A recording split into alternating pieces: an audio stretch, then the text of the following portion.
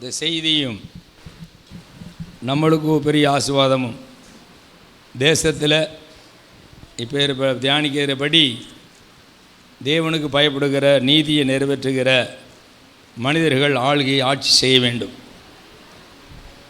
அதை இந்த ஆராதனையில் இந்த செய்தியை கர்த்தருடைய சமூகத்தில் வைப்போம். பரிசுத்தாவியர் அவருடைய நடத்துதலின்படி கர்த்தமலை நடத்தும்படியாலாம் ஸ்தோத்திரம் பண்ணுவோம். சோத்திரம் சோத்திரம் சோத்திரம் சோத்திரம். எஸ்தர் 10:3 வாசிங்கள். யூதனாகிய மொர்தெகாய் ராஜாவாகிய அகாஸ்வேருவுக்கு இரண்டாவதானவனும் யூதருக்குள் பெரியவனும் தன் திரளான யூதர்களுக்கு பெரியவனும் அடுத்து தன் திரளான சகோதரர்களுக்கு பிரியமானவனுமாய் இருந்ததும் அன்றி தன் சகோதரர்களுக்குள்ளே பிரியமானவனும் அன்றி தன் ஜனங்களுடைய நன்மையை நாடி தன் குலத்தாருக்கெல்லாம் தன்னுடைய குலத்தாருக்கெல்லாம் சமாதானம் உண்டாக பேசுகிறவனுமாய் இருந்தான். சமாதானம் உண்டாக பேசுகிறவனுமாய் இருந்தான். இந்த வசனத்தை தான் நம்ம தியானிக்க போகிறோம். எஸ்தர் புஸ்தகத்தில் யாரை குறித்து சொல்லப்பட்டிருக்கிறது? மொர்தெகாயை பற்றி சொல்லியிருக்கு. ஏற்கனவே பார்த்தோம், ஆமானை பார்த்தோம். அகந்தை உள்ளவன், பெருமை உள்ளவன். அவனுக்கு ஆண்டவர் சில காலங்கள் கொடுத்தார். அந்த கொடுத்த காலங்களை அவன் நீதியாக ஆட்சி செய்யாதபடி, உண்மையாக இல்லாதபடி, ஆண்டவருடைய மக்களையே கொல்லுவதற்கு திட்டமிட்டான். கொலைகார மனுஷன், இரத்த வெறி பிடித்தவன். அவனுடைய சில காலம் இருந்தான். ஆனால் அவனுடைய முடிவு தூக்கு மரத்திலே அவன் குடும்பத்தாரையும் கொன்று போட்டார்கள். இது வரலாறு, இது கதை அல்ல, இது வரலாற்று புத்தகம், உண்மை. அதை பார்த்தோம். ஒரு அரசன் கீழே ஆட்சி செய்கிற ஆட்சியாளர்கள், அதிகாரிகள் எப்படி செயல்பட வேண்டும் என்பதுதான் இந்த புத்தகம் வைக்கப்பட்டிருக்கிறது, எழுதப்பட்டிருக்கிறது. ஆக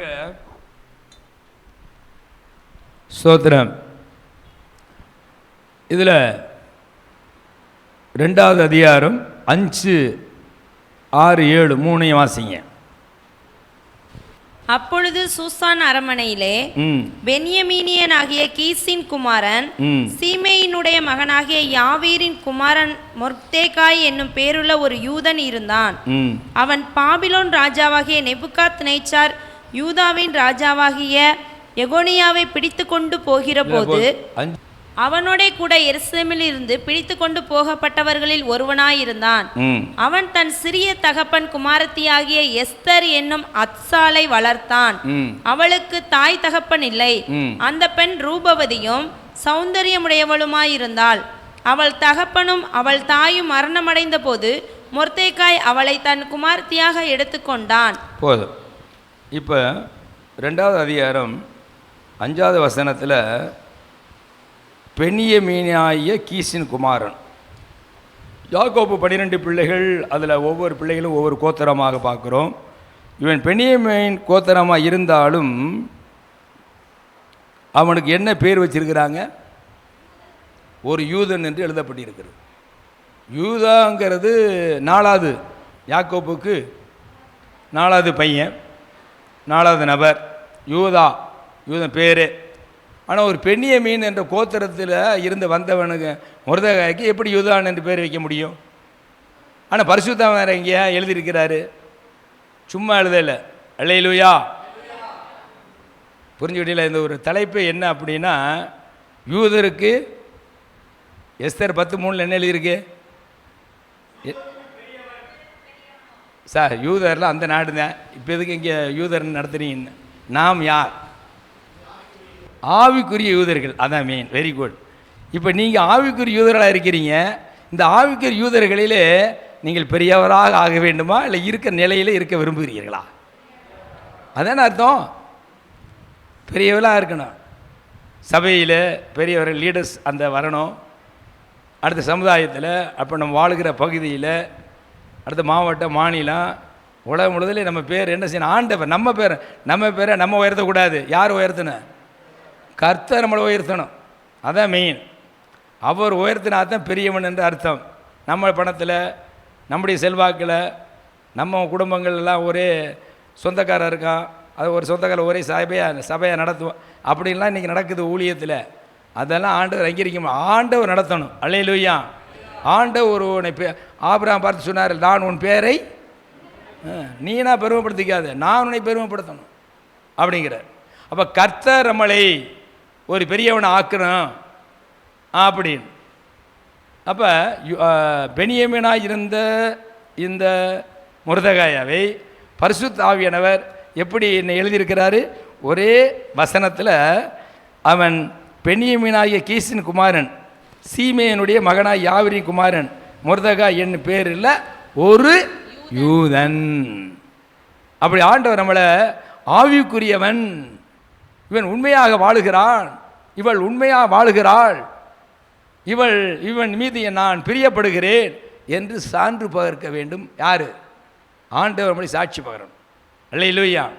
பாருங்க, அவன் பெனியமீனாக இருந்தாலும் யூதன் என்று பரிசுத்த ஆவியானவர் எழுதுகிறாரே, அந்த அளவுக்கு நாம் ஆவிக்குரியவர்களாக அந்த ஆவிக்குரியிலே வளர்ச்சி அடைய வேண்டும்.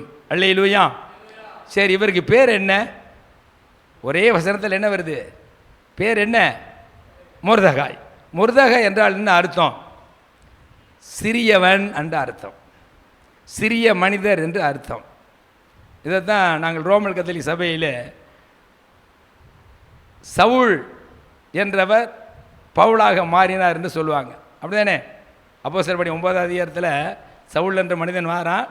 அது பின்னாடி படித்து பார்த்தீங்கன்னா 13, அடுத்து அங்கிட்டு 14, 15 அப்போஸ்தலர் பணியில் வந்தால் அவன் பேர் என்னவா மாற்றப்படுகிறது? பவுலாக மாற்றப்படுகிறது. அந்த சவுல் பவுல் இந்த பெயர் இது அப்படியே தமிழாக்கம் பண்ணாங்க. தமிழாக்கம் பண்ணதில் முன்னாடி சொல்லிடுறேன், வேதத்தின் அடிப்படையில் பேதுரு அப்படிங்கிற பேர், அது சீமோன் என்ற பேரை கர்த்தர் என்னவா மாற்றுறாரு? பேதுருவாக மாற்றுறார். இது அப்படியே தமிழ் மக்களுக்கு புரியும்படியாக அவரை ராயப்பர் என்று பேர் டிரான்ஸ்லேஷனில் பேர் வச்சுருக்கிறாங்க. அந்த ரோமன் கத்தோலிக்க சபையில் அந்த பைபிளை பார்த்தீங்கன்னா, அந்த காலத்து பைபிளை நான் வச்சுருக்கிறேன். அந்த பைபிளை பார்த்தா பேதுருக்கு பேர் என்னது? ராயப்பர். அடுத்து அவருடைய நண்பர் யார்? பேதுருக்கு அடுத்து யார்? இப்போ யாக்கோப்பு, யாகப்பர். அடுத்து அவருடைய நண்பர் யார்? யாகப்பருடைய அந்த யாக்கோப்புடைய தம்பி யார்? அருளப்பர். சொல்லுங்க, ராயப்பர், யாகப்பர், அருளப்பர். ஏன்னா அதுலேருந்து வந்தவன் எனக்கு தெரியும், உங்களுக்கு தெரியாது. அப்போ இவங்களுக்கெல்லாம் பிடிச்சி கொண்ட உடனே பவுலுக்கு என்ன பேர் கொடுத்தாங்க அப்படின்னா, அவர் குட்டையான ஆள், ரொம்ப சின்ன ஆள். நம்ம சபையில் யார் சின்ன ஆள் சொல்லுவாங்க? அப்போ நான் பார்க்குறேன், ஒரு நபரை பார்க்குறேன், கல்யாணம் ஆகி 2 பிள்ளை பெற்றாச்சு. ஆனால் இருந்தாலும் அவங்க என்ன வர்றாங்க? இந்த குட்டையா, அந்த ஒல்லியா, பார்க்க அழகாக இருக்கிறாங்க, சிலம்ப அந்த மாதிரி. அப்போ ஆள் வச்சு சின்னப்பர், சிறிய மனிதருக்கு என்னாச்சு? அதை உனக்கு தெரியாது. இப்போ தெரியும், ராயப்பர், யாகப்பர், அருளப்பர், சின்னப்பர். சின்னப்பருங்கிறது யார்? பவுல். அந்த பைபிளில் இருக்குது சின்னப்பர்னு. ஏன்னா சிறிய முகம், சின்ன ஆள், ஆனால் வல்லமையான ஊழியக்காரன், சின்ன மனுஷன்தான். அந்த காலத்தில் ஆசியா, ஐரோப்பா இடத்துல போய் 2 கண்டங்களுக்கு போய் சுவிசேஷத்தை அறிவித்து அநேக சபைகளை ஸ்தாபித்த ஒரு மிஷினரி அப்போஸ்தலர். அல்லேலூயா. அவருக்கு பேர் என்ன? ஏஞ்சலின். நீ ஆர்சியிலிருந்து வந்தாதான். பேர் என்ன? சின்னப்பர். நம்ம சின்னப்பன் இல்லை, யார்? கோயம்புத்தூரில் பாஸ்டர் இருக்கார்ல சின்னப்பன், டாச் பேர் விளசிப்பு இருக்கார்ல, வருவார்ல ஊழியர்,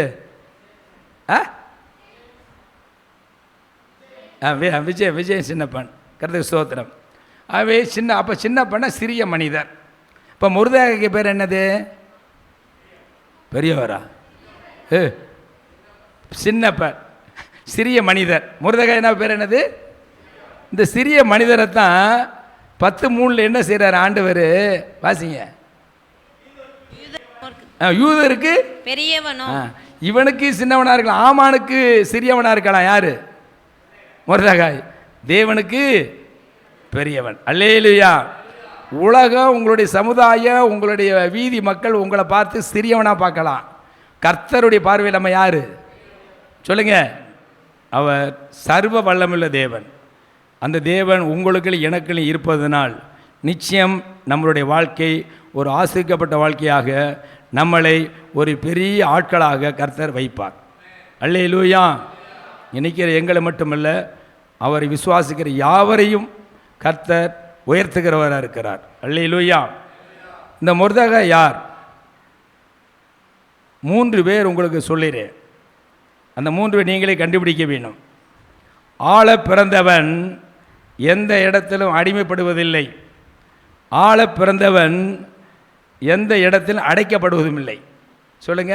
ஆள பிறந்தவன் நான் அடிமை ஆவதில்லை. சொல்லுங்க ஒவ்வொரு ஆள். நான் ஆள பிறந்தவன், நான் எவருக்கும் அடிமை இல்லை. நான் ஆள பிறந்தவன், என்னை யாரும் அடைச்சி போட முடியாது. இப்போ சொல்லுங்க, யாரை சொன்னேன்னு? இப்போ சொன்னீங்கல்ல, வேதத்தில் இருக்கிறாங்க. தாவீதா. தாவீது எங்கே போய் அடைச்சி போட்டாங்க? யோசேப்பு. Very good. அல்லேலூயா. நல்ல ஆன்சர் சொல்றியாப்பா. ஊழியம் செய்ய மாட்டேங்கிறியா ஐயா? அல்லேலூயா. யோசேப்பு ஆள பிறந்தவன். சில காலம் அடிமையாக இருந்தான், சில காலம்தான். கர்த்தர் என்ன பண்ணார்? கர்த்தர் அவனோடு இருந்தது போல அவனும் கர்த்தரோடு இருந்ததனால் அடிமையாக இருந்தவனை ஆட்சி பீடத்திலே வைத்தார். யாரு? சரி, இன்னொரு ஆள் யாரு? அடைக்கப்பட்டவன்.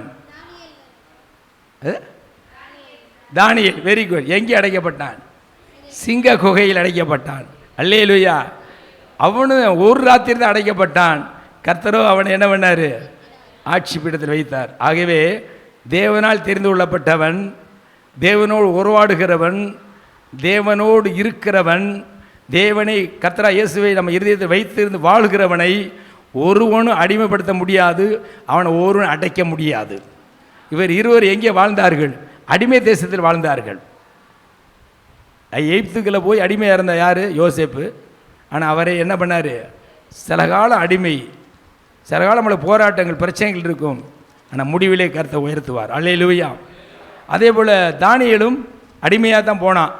ஆனால் அவன் மேலே பொறாமை கொண்டு ஆட்சியில் இருக்கக்கூடாது, கொல்லணும்னு நினச்சி சிங்க கோயிலில் அடைக்கப்பட்டிருந்தான். மறுநாள் கர்த்தர் அவனை விடுவித்து மீண்டும் அநேக ராஜாக்களுக்கு பிரதம அமைச்சர் கர்த்தர் வைத்தார். அல்லேலூயா. அல்லேலூயா. அதே போல் மொர்தெகாயும் அந்த வசனத்தை வாசினா பார்த்தேன். 2 5 6 6 வசிங்க. 6 2 6. அவன் பாபிலோன் ராஜாவாகிய நெபுகாத்நேச்சார் யூதாவின் ராஜாவாகிய எகோனியாவை பிடித்து கொண்டு போகிற போது அவனோடே கூட எருசலேமில் இருந்து பிடித்து கொண்டு போகப்பட்டவர்களில் ஒருவனாயிருந்தான். அப்ப இவன் யாரு? மொர்தெகாய், ஒரு அடிமை கைதி. இவன் பாபிலோனுக்கு போனான். அவனுக்கு வேலை வாட்ச்மேன் வேலை. ஒரு அடிமையாக இருந்தான். அவனும் சில கால அடிமையாக இருந்தான், வாட்ச்மேனாக இருந்தான். கர்த்தர் என்ன இருப்ப பெரியவனாக மாற்றி விட்டார். அதை தான் பார்க்க போகிறோம். எப்படி அவன் பெரியவனாக வந்தான்? அல்லேலூயா. அப்போ ஆதியாகமம் 1:28 ஆதாமையும் ஏவாளையும் தேவசாயலாக ஆண்டவர் படைக்கிற பொழுது அவருடைய இருதயத்தில் என்ன வச்சிருந்தார் தெரியுமா? வாசிங்க 1:28. பின்பு தேவன் அவர்களை நோக்கி, நீங்கள் பழுகி பெருகி பூமியை நிரப்பி அதை கீழ்ப்படுத்தி சமுத்திரத்தின் மச்சங்களையும் ஆகாயத்து பறவைகளையும் பூமியின் மேல் நடமாடுகிற சகல ஜீவ ஜந்துக்களையும் ஆண்டு கொள்ளுங்கள் என்று சொல்லி, ஆண்டு கொள்ளுங்கள், ஆளுகையை தந்தார். உலகத்தில் இருக்கிற எல்லாவற்றையும் இந்தாப்பா தலைவன், நீ ஆளுகை செய் என்று சொன்னார். ஆனால் சில ஆண்டுகள் ஆளுகை செய்தார். சாத்தானோ வஞ்சகத்தினாலும் வீழ்த்தினான். வீழ்த்தப்பட்டதுனால கர்த்தர் விடலை. அவனுடைய சந்ததிகளை ஆள வேண்டும் என்று சொல்லி தம்முடைய குமாரன் இயேசு கிறிஸ்து பூமிக்கு அனுப்பினார் தேவன் கடவுள். அந்த குமாரன் இயேசு கிறிஸ்து உலகத்தினுடைய மக்களுடைய பாவத்துக்கு இரத்தம் சிந்தி மரித்து அடக்கப்பட்ட 3ஆவது உயிரோடு எழுந்தார். பரலோகத்துக்கு போய் பிதாவினுடைய வலது பாசத்தில் இருக்கிறார். இன்னும் நம்மளுக்கு அவர் வேண்டுதல் செய்கிறார். அந்த இயேசு கிறிஸ்துவை யார் ஏற்றுக்கொள்கிறார்களோ அவர்களுக்கு அதிகாரம் என்ன கொடுக்குறாருன்னா வெளிப்படுத்த விசேஷம் 1வது அதிகாரம் 6வது வசனத்தை வாசிங்க. 1:6. நம்மிடத்தில் அன்பு கூர்ந்து தமது இரத்தத்தினாலே அவருடைய இரத்தத்தினாலே நம்மளுடைய பாவங்களை எல்லாம் நம்மை கழுவி தம்முடைய பிதாவாகிய தேவனுக்கு முன்பாக நம்மை ராஜாக்களும். பாருங்க, கடவுளுக்கு முன்பதாக எப்படி தேவன் இந்த பூமியிலே ஆதாமை கொண்டு ஏவாளை கொண்டு இந்த உலகத்தை நீங்கள் தான்ப்பா தலைவர்கள், நீங்கள் தான் ஆளுகை செய்யணும் என்ற அந்த ஆளுகையை சாத்தான் பிரித்தான். ஆனால் சாத்தான் பறிக்கப்பட்ட அந்த அதிகாரத்தை, பறிக்கப்பட்ட அந்த வல்லமையை ஆண்டவர் இயேசு கிறிஸ்து தேவனுடைய தம்முடைய குமாரன் இயேசு கிறிஸ்து மூலமாக அந்த ரட்சிப்பை கொடுத்ததுனால அந்த இயேசு கிறிஸ்து யார் கடவுளின் ஏற்றுக்கொள்கிறாரோ அவர்கள் அனைவருமே ஆளுகை நம்மளை எப்படி சொல்றாரு, ராஜாக்களாகவும் ஆசாரியர்களும். அப்ப இருங்க, ராஜா என்பது யாருன்னா ஆளுகை செய்ய வேண்டியது ஆட்சி செய்கிறவன். ஆசாரியங்கிறது யாரு, பணிவிடை செய்கிறவன். அப்ப நம்மளை கர்த்தர் என்ன பண்றாங்க, நம்ம ஆளுகை செய்கிறதாகவும் பணிவிடை செய்கிறதாகவும் கர்த்தர் வச்சிருக்கிறார். அல்லேலூயா. இன்னைக்கு நம்ம யூதன் பார்க்குற மொர்தெகாய், அவன் ஒரு யூதன். அவனை கர்த்தர் ஆளுகை செய்வதற்கு ஒரு பரீட்சையை வைக்கிறார். அந்த பரீட்சையில் 2 பேருக்கு பரீட்சை வைக்கிறார். ஆமான் புறஜாதியாக இருக்கிற ஆமானுக்கு ஒரு தேர்வு,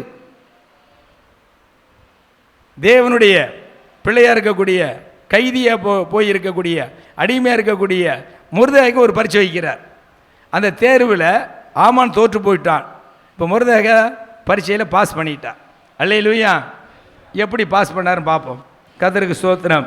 அப்போ நம்மளாம் ஆள பிறந்தவர்கள். சரி, இவன் எனக்கு பேர் என்ன சொன்னேன், மொர்தெகாய் பேர் என்ன, சிறியவர். அப்போ 1 சாமுவேல் 2:8 வருது, வாசிங்க. 1 சாமுவேல் 2:8.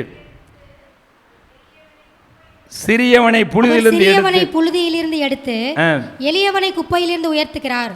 அவர்களை பிரபுக்களோட உட்காரவும் மகிமையுள்ள சிங்காசனத்தை சுதந்தரிக்கவும் பண்ணுகிறார். எதுக்கு சிறியவனாகிய, எதுக்கு புழுதியில் இருக்கக்கூடிய சிறியவன்? இப்போ நம்மள யாரு, மண்ணு சொல்லுங்க. இந்த மண்ணை தான் கர்த்தர் என்ன பண்ணார், அவருடைய மகிமையினால் என்ன இருப்பா, இயேசு இரத்தத்தாலே நம்முடைய பாவங்களை கழுவப்பட்டு அவருடைய சாயலாக மாற்றுகிறார். ஆக நம்ம சிறியவனாக இருந்த, புழுதியிலே இருந்த சிறியவனை கர்த்தர் என்ன சொன்னார், பிரபுக்களோடு உட்கார பண்ணுகிறார். அல்லேலூயா. அப்போ இந்த வசனத்துக்கு நல்ல ஒரு உண்மையான எடுத்துக்காட்டு, சிறியவன் மொர்தெகாய் சிறியவர். அப்போ அந்த 2:8 படி எப்படி பிரபுக்களோடு உட்கார பண்ணுகிறார், மகிமையில் சிங்காசனத்தின் மீது அமர பண்ணுகிறார்னு பார்க்க போகிறோம். இந்த வசனத்தில் என்படி எஸ்தர் 2:7 வாசிங்க. நீங்கள் சிங்காசனத்தில் அமர வேண்டும் என்றால், நம்ம ஆவிக்குரிய பெரியவர்களாக ஆக வேண்டும் என்றால் இந்த குணாதிசயம் கண்டிப்பாக வேணும். மொர்தெகாய்கள் இருக்கக்கூடிய குணாதிசயம் நம்மளுக்கு வேணும். அது என்ன குணாதிசயம், வாசிமா? அவன் தன் சிறிய தகப்பன் குமாரத்தியாகிய எஸ்தர் என்னும் அச்சாலை வளர்த்தான். அவளுக்கு தாய் தகப்பன் இல்லை. அந்த பெண் ரூபவதியும் சௌந்தரியமுடையவளுமாயிருந்தாள். அவள் தகப்பனும் அவள் தாயும் மரணமடைந்த போது மொர்தெகாய் அவளை தன் குமாரத்தியாக எடுத்துக்கொண்டான். தேவ ஜனமே, இந்த வசனத்தின்படி மொர்தெகாயை போல நம்ம மாற வேண்டும். என்ன மாற வேண்டும் அப்படின்னா, அவனுக்கு சிறிய தகப்பன் இறந்துட்டார், ஒரே ஒரு மகள் எஸ்தர். இப்போ தாயும் தகப்பன் இல்லாத மகளை அவனுக்கு முறை என்ன, சகோதரி முறை. சித்தப்பார் மக யார், தங்கச்சி. அப்போ இவர் எடுத்து மகளாக தன்னை எடுத்து வளர்க்கிறார். மகள்னா தன் பிள்ளை போல வளர்க்கிறார். அப்போ இவர்கிட்ட என்ன இருக்குது அப்படின்னா, உபாகமம் 10:18 வாசிங்க. உபாகமம் 10:18. எஸ்தர் இப்பொழுது கர்த்தரை தாய் தகப்பன் இல்லாத ஒரு அனாதையாகிவிட்டாள். அவர் திக்கற்ற பிள்ளைக்கும், பாருங்க, ஆண்டவர் சொல்லுகிறார் பிரமாணத்தில் 613 பிரமாணத்திலே இது ஒரு பிரமாணம், முக்கியமான பிரமாணம். என்ன பிரமாணம், வாசிமா? அவர் திக்கற்ற பிள்ளைக்கும், கர்த்தர் திக்கற்ற பிள்ளைக்கும் விதவைக்கும் நியாயம் செய்கிறவராயிருக்கிறார். அந்நியன் மேல் அன்பு வைத்து. அடுத்து தேவனை அறிந்து கொள்ளவில்லை என்றாலும் தேவனை அறிந்து கொண்டவர்கள், தேவனை ஆராதிக்கிறவர்கள் அவருடைய சொந்த ஜனங்கள், யூதர்கள். அப்போ தேவனை அறியாத மற்ற மக்கள் சொல்லக்கூடிய அந்த கடவுள் இந்த கடவுள் பல கடவுளை வணங்குறவர்களுக்கெல்லாம் பேர் என்ன வைக்கிறாரு? அந்நியன். அந்த அந்நியன் பல தெய்வங்கள் வழிபட்டாலும் நீ அவனை அன்பு செலுத்து. அல்லேலூயா. அவனோட இணைய வேண்டாம், நீ அன்பு செலுத்து. அதாவது அந்நியனை அன்பு வைத்து அவனுக்கு அன்னவஸ்திரம் கொடுக்கிற. அன்னவஸ்திரம் சாப்பாடு கொடு, ட்ரெஸ்ஸை கூடப்பா. அவன் அந்நியன் என்ன செய்யக்கூடாது? தள்ளி விடாது. அவங்களாம் என் சாயலில் படைக்கப்பட்ட மக்கள், என்றைக்காவது ஒரு நாள் என்னை கண்டுகொள்வார்கள். ஆகவே நீ புறம்பே தள்ளாத. அப்படின்னு என்ன அர்த்தம் தெரியுமா? நம்மளுக்கு விசாரிப்பு குணம் வேணும். ஆண்டவரை இயேசு கிறிஸ்துவை யார் ஏற்றுக்கொள்கிறார்களோ, விசுவாசியோ, நம்ம எல்லாரும் என்ன பண்ணணும் தெரியுமா? சபைக்கு வந்தவங்கள நீங்கள் யார், எந்த ஊர், எந்த காரியத்தை வந்துருக்கீங்க, உங்களுக்கு அங்கே ஜெபம் பண்ணுறோம், இயேசு நல்லவர் அப்படின்னு கொஞ்சம் நேரம் இருந்து ஒவ்வொருவரும் பார்த்து என்ன செய்யணும்? விசாரிச்சுட்டு போகணும். எவர்கள் விசாரிக்கிறார்களோ அவர்கள் மீது கர்த்தருடைய கண் இருக்கும். எனக்கு பதிலாக அவன் விசாரிக்கிறாப்பா, அந்த குணம் இருக்கே. அந்த குணம் யாருக்கு இருக்குன்னு தெரியுமா? மனதுருக்கத்தை உடையவர்கள் தான் விசாரிப்பார்கள். புரியுதானே சொல்கிறது? யார் சபைக்கையில் மட்டுமல்ல, ரோட்டில் போகிறோம், வீட்டில் இருக்கிறோம், ஏதோ பார்க்குறோம், அவர்களுக்கு ஒரு உண்மையான மனதுருக்கம் இருந்துச்சுன்னா அவங்க ஏன் இப்படி கஷ்டப்படுறாங்க, ஏன் இப்படி துன்பப்படுறாங்க, ஏன் இப்போ முகம்லாம் ஒரு மாதிரியாக இருக்குது, எப்பொழுதும் அழுகையாக இருக்குது, என்னப்பா அப்படின்னு போய் என்ன செய்வாங்க? விசாரிப்பாங்க. உபாகமம் 20:8 வாசிங்க. சாரி 10:8. உபாகமம் 10:8.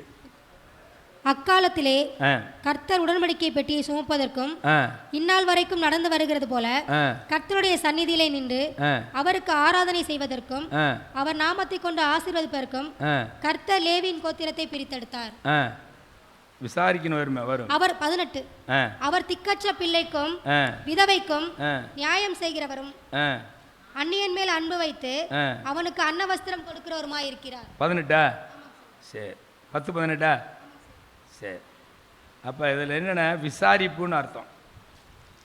நான் இன்னொரு வசனம் சொன்னியம்மா, விசாரிக்கிறார். கர்த்தர் நம்மளை விசாரிக்கிறவராக இருக்கிறதுனால நம்முடைய கவலையெல்லாம் யாருக்குள்ள வைக்கணும்? அப்போ வருகிற மக்களுக்கு ஆண்டவருடைய பிரதிநிதியாக நம்ம எல்லாரும் வைத்திருக்கிறார். அவை புதுசாக வந்துட்டாங்கன்னா நீங்கள் யார், எங்கேருந்து என்ன வேணும், உங்களுக்காக ஜெபம் பண்ணுறோம், உங்களுக்கு தெரிஞ்ச சத்தியத்தையும் நீங்கள் ஆண்டவர் கொடுத்த ஆசீர்வாதத்தையும் சில நிமிடங்களில் சொல்லி உங்கள் அட்ரஸ் தாங்க, உங்கள் நம்பர் தாங்க, உங்கள் வீட்டுக்கு வரலாமா, என்ன நேரத்தில் வரணும் அப்படின்னு சொல்லி வாங்கிட்டு அந்த அன்பை வெளிப்படுத்திட்டு அப்புறம் அங்கே போய் ஃபோன் பண்ணி எப்போ வரலாம் அவங்க சொல்கிற டயத்தில் போய் அப்போ அன்பை வெளிப்பட்டு வரமே. இப்படிப்பட்ட ஆளை தான் ஆண்டவர் நோக்கிட்டு இருக்காரு. இப்படிப்பட்ட ஆளை தான் பார்த்து அவருடைய பிரதிநிதியாக பெரியவனை ஆக்கிறதுக்கு வைக்கிறார். அல்லேலூயா. விசாரிக்கிற குணம் வேணும். ஆராதனை பண்ணுறோம், முடிஞ்ச உடனே போய் வீட்டில் என்ன பண்ண போகிறோம்? ஒரு 1/4 மணி நேரம் புதுசாக வரவங்க. சென்ற வாரம் வந்தாங்க தாயும் தகப்பான், கணவனும் மனைவியும். சிவம் பண்ண பல ஆவிகள் எல்லாம் போய்ட்டு கடைசியில் இருந்தாங்க. ஆகா, ரத்தம் காலில் ஓடிக்கிட்டு இருந்துச்சு, இதெல்லாம் ரத்தம் வெளியே அப்படியே உட்காந்துருந்தாங்க. எனக்கு இதயத்தில் ரொம்ப வேதனை. சரி, ஒரு தனிப்பட்ட முறை ஜெபம் பண்ணுமே, உங்கள் வரலையே அப்படின்னு அங்கே தான் உட்காந்து ஜெபம் பண்ணு. 15 வருஷமாக என்னை போட்டு மாட்டிச்சு. நான் எந்த கடவுளை வணங்கலை. மெடிக்கல் கேம் வந்தீங்க, அப்போ நம்ம கார்த்திக் காமாளி தான் ரத்தம் ஆறவே இல்லை, அப்படியே இருக்கு. சரி, ஒரு எண்ணெய் வாங்க வர சொல்லி எண்ணெய் ஜெபம் பண்ணி அந்த எண்ணெயை ஆசிரித்து இது போய் வீட்டில் போய் தடவிக்குமா, நிச்சயம் ஆண்டவனை குணப்படுத்துவான்னு சொல்லி ஜெபம் பண்ணேன். அது இரத்த வெறி ஆவி, அது அப்படியே ரத்தத்தை குடிச்சிக்கிட்டே இருக்கும். ஒரு ஆவி வெளியேறிச்சு. இதை போய் வீட்டில் போய் டெய்லி வாய்ப்பு இருந்தால் வாரம் வாமா, பணம் இல்லைன்னா நான் தாரேன். அந்தந்த கோயிலுக்கெல்லாம் போய் விடுதலை இல்லாமல் அந்த மெடிக்கலில் ஜெபம் பண்ணது ஞாபகம் வச்சுக்கிட்டு நம்ம கார்த்திக் அமாலியல் ஃபோன் பண்ண தேடி வந்து இங்கே வந்துட்டாங்க இல்லையா? இத்தனை சபை இருக்குது, அத்தனை சபை போகாமல் இங்கே வந்துட்டார். ஆண்டவர் கொண்டு வந்தது. அப்போ கொண்டு வந்த நோக்கம் என்ன? நீ விடுதலாக்கு, அதுக்காக தான் கொண்டு வந்தேன் அப்படின்னு இருதயத்தில் பேசி எல்லாம் போயிட்டாங்க. எல்லாம் முடிச்சு அப்புறம் வெளியில் வந்து ஜெபம் பண்ணி அப்புறம் விடுதலை ஆண்டவர் கொடுத்தார். கர்த்தருக்கு மகிமை உண்டாவதாக. ஆகவே அப்படி மனதுருக்கம் விசாரிக்கிற குணம் வேணும். அடுத்து பாருங்க, யாரை விசாரிக்கணும்? அதுவும் பாருங்க, நிறைய பேர் வசதி உள்ளவங்களே, தங்கள் சொந்தங்களே, தங்கள் நண்பர்களே விசாரிப்பாங்க. அது அவருக்கு பிரியமில்லை. திக்கற்றவர்கள், விதவை, கணவனை இழந்தவர்கள், கணவனால் கைவிடப்பட்டவர்கள், தாய் தப்பன் இல்லாத பிள்ளைகள், ஆதரவற்றவர்கள், எளியவர்கள், வறுமை உள்ளவர்கள், தருத்தரத்தில் இருக்கிறவங்க போய் நம்ம விசாரித்து அவங்க விரும்புகிறபடி நம்ம பணம் கொடுக்க வேண்டாம், ஏதோ உணவு கொடுக்கலாம். உணவையும் பணத்தையும் கொடுக்குறவர் யார்? இயேசு கிறிஸ்துவை வெளிப்படுத்தணும். நம்ம சாட்சி சொல்லணும். விசாரிக்கலை அவங்க நிச்சயமாக நம்புவாங்க. இப்போ நம்ம கார்த்திக் அம்மாள் ஒரு வீட்டுக்கு வாஷிங் மிஷினை கூப்பிட்டார்.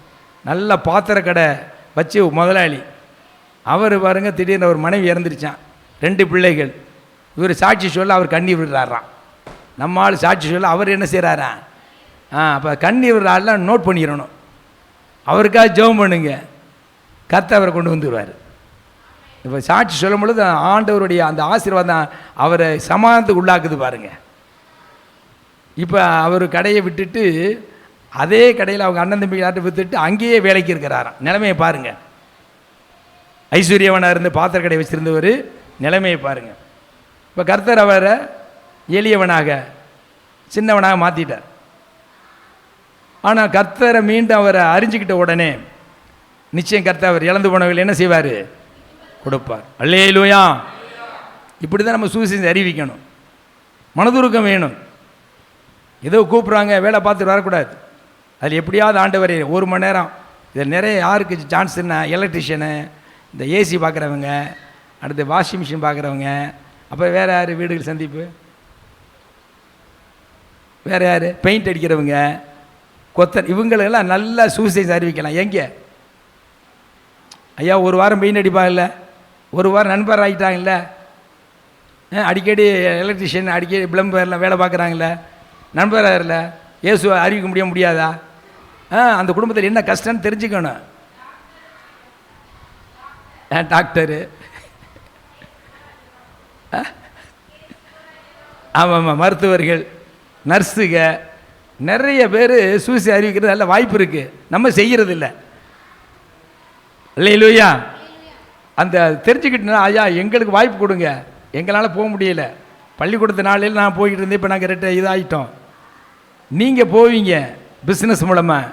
எங்கள் பாஸ்டர் இருக்கிறார், வீட்டில் சும்மா தான் இருக்கிறாரு, உங்கள் வீட்டுக்கு வர சொல்லவா, இல்லை உங்கள் நம்பரை சொல்லுங்கள், தொலைபேசி மூலமாக கேட்டுங்க, அவர் ஜெபம் பண்ண சுகமாயிரும் அப்படின்னு அவர் வீட்டுக்கு வந்தாலும் உங்களுக்கு ஒரு பெரிய ஆசீர்வாதம். ஏதோ 1-2 போடுங்க. அல்லேலூயா. நம்ம யாரை சுமந்துட்டு போகிறோம்? இயேசுநாதரை சுமந்துட்டு போகிறோம். நிச்சயம் விடுதலை கொடுப்பாரு. இந்த மாதிரி ஊழியத்தை செஞ்சு எங்களுக்கு ஆத்மா கொடுங்க, நாங்கள் ஃபாலோ பண்ணிக்கிறோம். அல்லேலூயா, அல்லேலூயா. மனதுருக்கத்தின் தேவன். இப்படி தான் சுவிசேஷம் அறிவிக்கணும். சரி, ரைட்டு. இப்போ நீதிமொழி 29:14 வாசிங்க.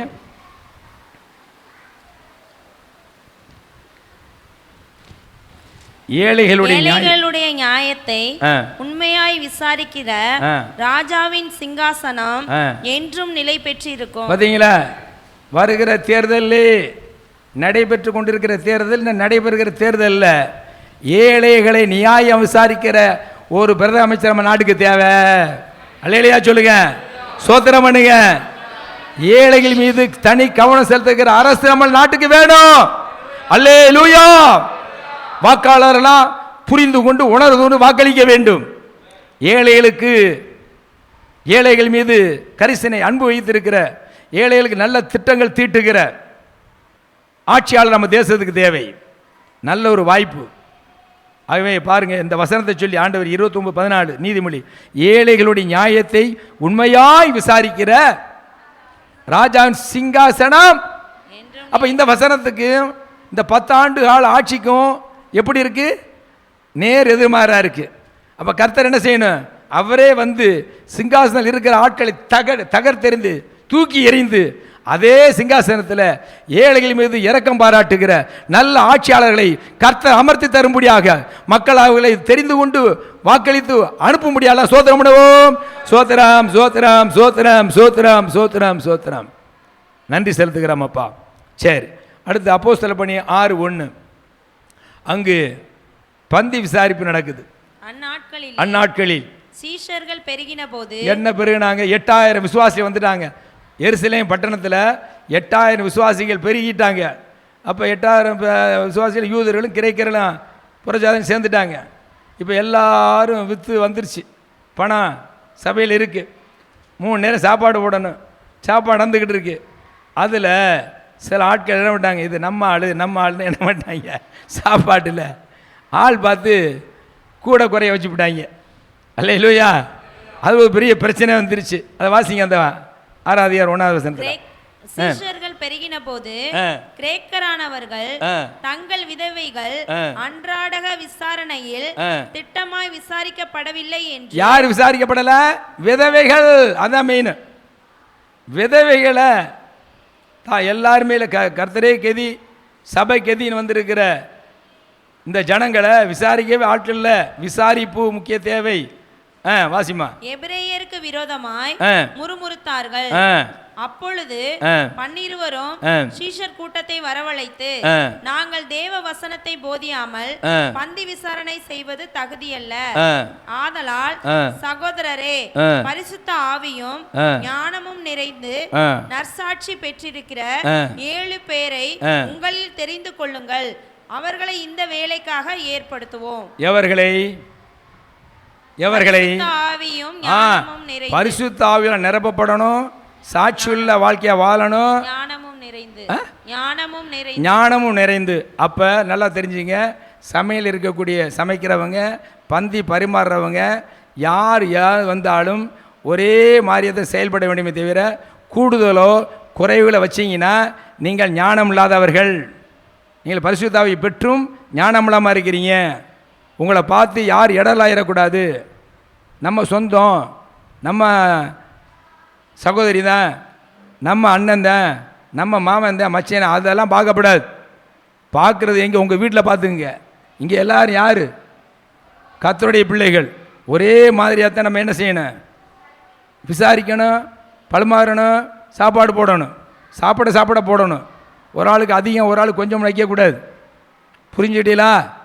பந்தி விசாரிப்பு ஞான உடையவர்களாக இருக்கணும், பரிசுத்தான அபிஷேகத்தை பெற்றவர்களாக இருக்கணும், சாட்சி உள்ளவர்களாக இருக்கணும். நம்முடைய நடவடிக்கை பார்த்து புதுசாக வருவாங்க, ஒன்றுமே தெரியாது. பார்த்தீங்களா? அவங்க மட்டும் நிறையா வைக்கிறாங்க. இந்த பார்த்தீங்களா, இவங்களை மட்டும் குறைச்சி வைக்கிறாங்க. அது வைக்கும் பொழுது முகத்தை ஒரு மாதிரி வச்சு செய்யப்படாது. வாங்க, இப்படி தான் சிரிக்கணும், அப்படி தான். இங்கே இந்த அதிகாரமெல்லாம் தூக்கி எறியணும். அதெல்லாம் அந்த அபிஷேகமே சரியில்லைன்னு அர்த்தம். இங்கே பரிமாற ஆளுக நீங்கள் நல்ல தியாகம் பண்ணி வாரீங்க, ஆனால் சில நேரத்தில் மாம்சத்தில் என்ன செய்கிறீங்க? முகத்தை மாற வச்சுக்கிட்டு இந்த விரலை நீட்டிக்கிட்டு அப்படிலாம். அதெல்லாம் ஆள் போயிருச்சு, போகட்டும், கர்த்தருக்கு ஸ்தோத்திரம், மனம் திரும்பட்டும். அப்படி இல்லை. அதனால் அந்த மாதிரி குணாதிசயம்லாம் என்ன செய்யக்கூடாது? இருக்கவே கூடாது. நம்முடைய முகம் வந்து ஒரு சிரிப்பாக இருக்கணும், கலகலப்பாக இருக்கணும். வாரவுகளை பரவாயில்ல, நல்ல இன்முகம் வேற்று நல்ல பரிமாறுறாங்களே சொல்லணும். அல்லேலூயா. அப்படிப்பட்டவர்களை தான் ஆண்டவர் என்ன செய்கிறாரு? உயர்த்துவார், பெரியவன் ஆக்கிறதுக்கு. அல்லேலூயா. உங்கள் ஸ்தலத்துலேருந்து இன்னொரு பதவி உயர்வுக்கு கர்த்தர் அப்படி கொடுப்பார். நான் பல்மாறு மட்டும் இல்லை, ஏன்னா இந்த சப்ஜெக்ட் வருது, அந்த பந்தி விசாரிப்பில் தான் பிரச்சனையே வருது. அவை பிரச்சனை வராத அளவுக்கு நம்ம என்ன செய்யணும்? செயல்பட வேண்டும். உப்பு இல்லையா? சாரிங்க, இந்தாங்க, இனிமேல் நல்லா பார்த்து அப்படி தான் சொல்லணும்.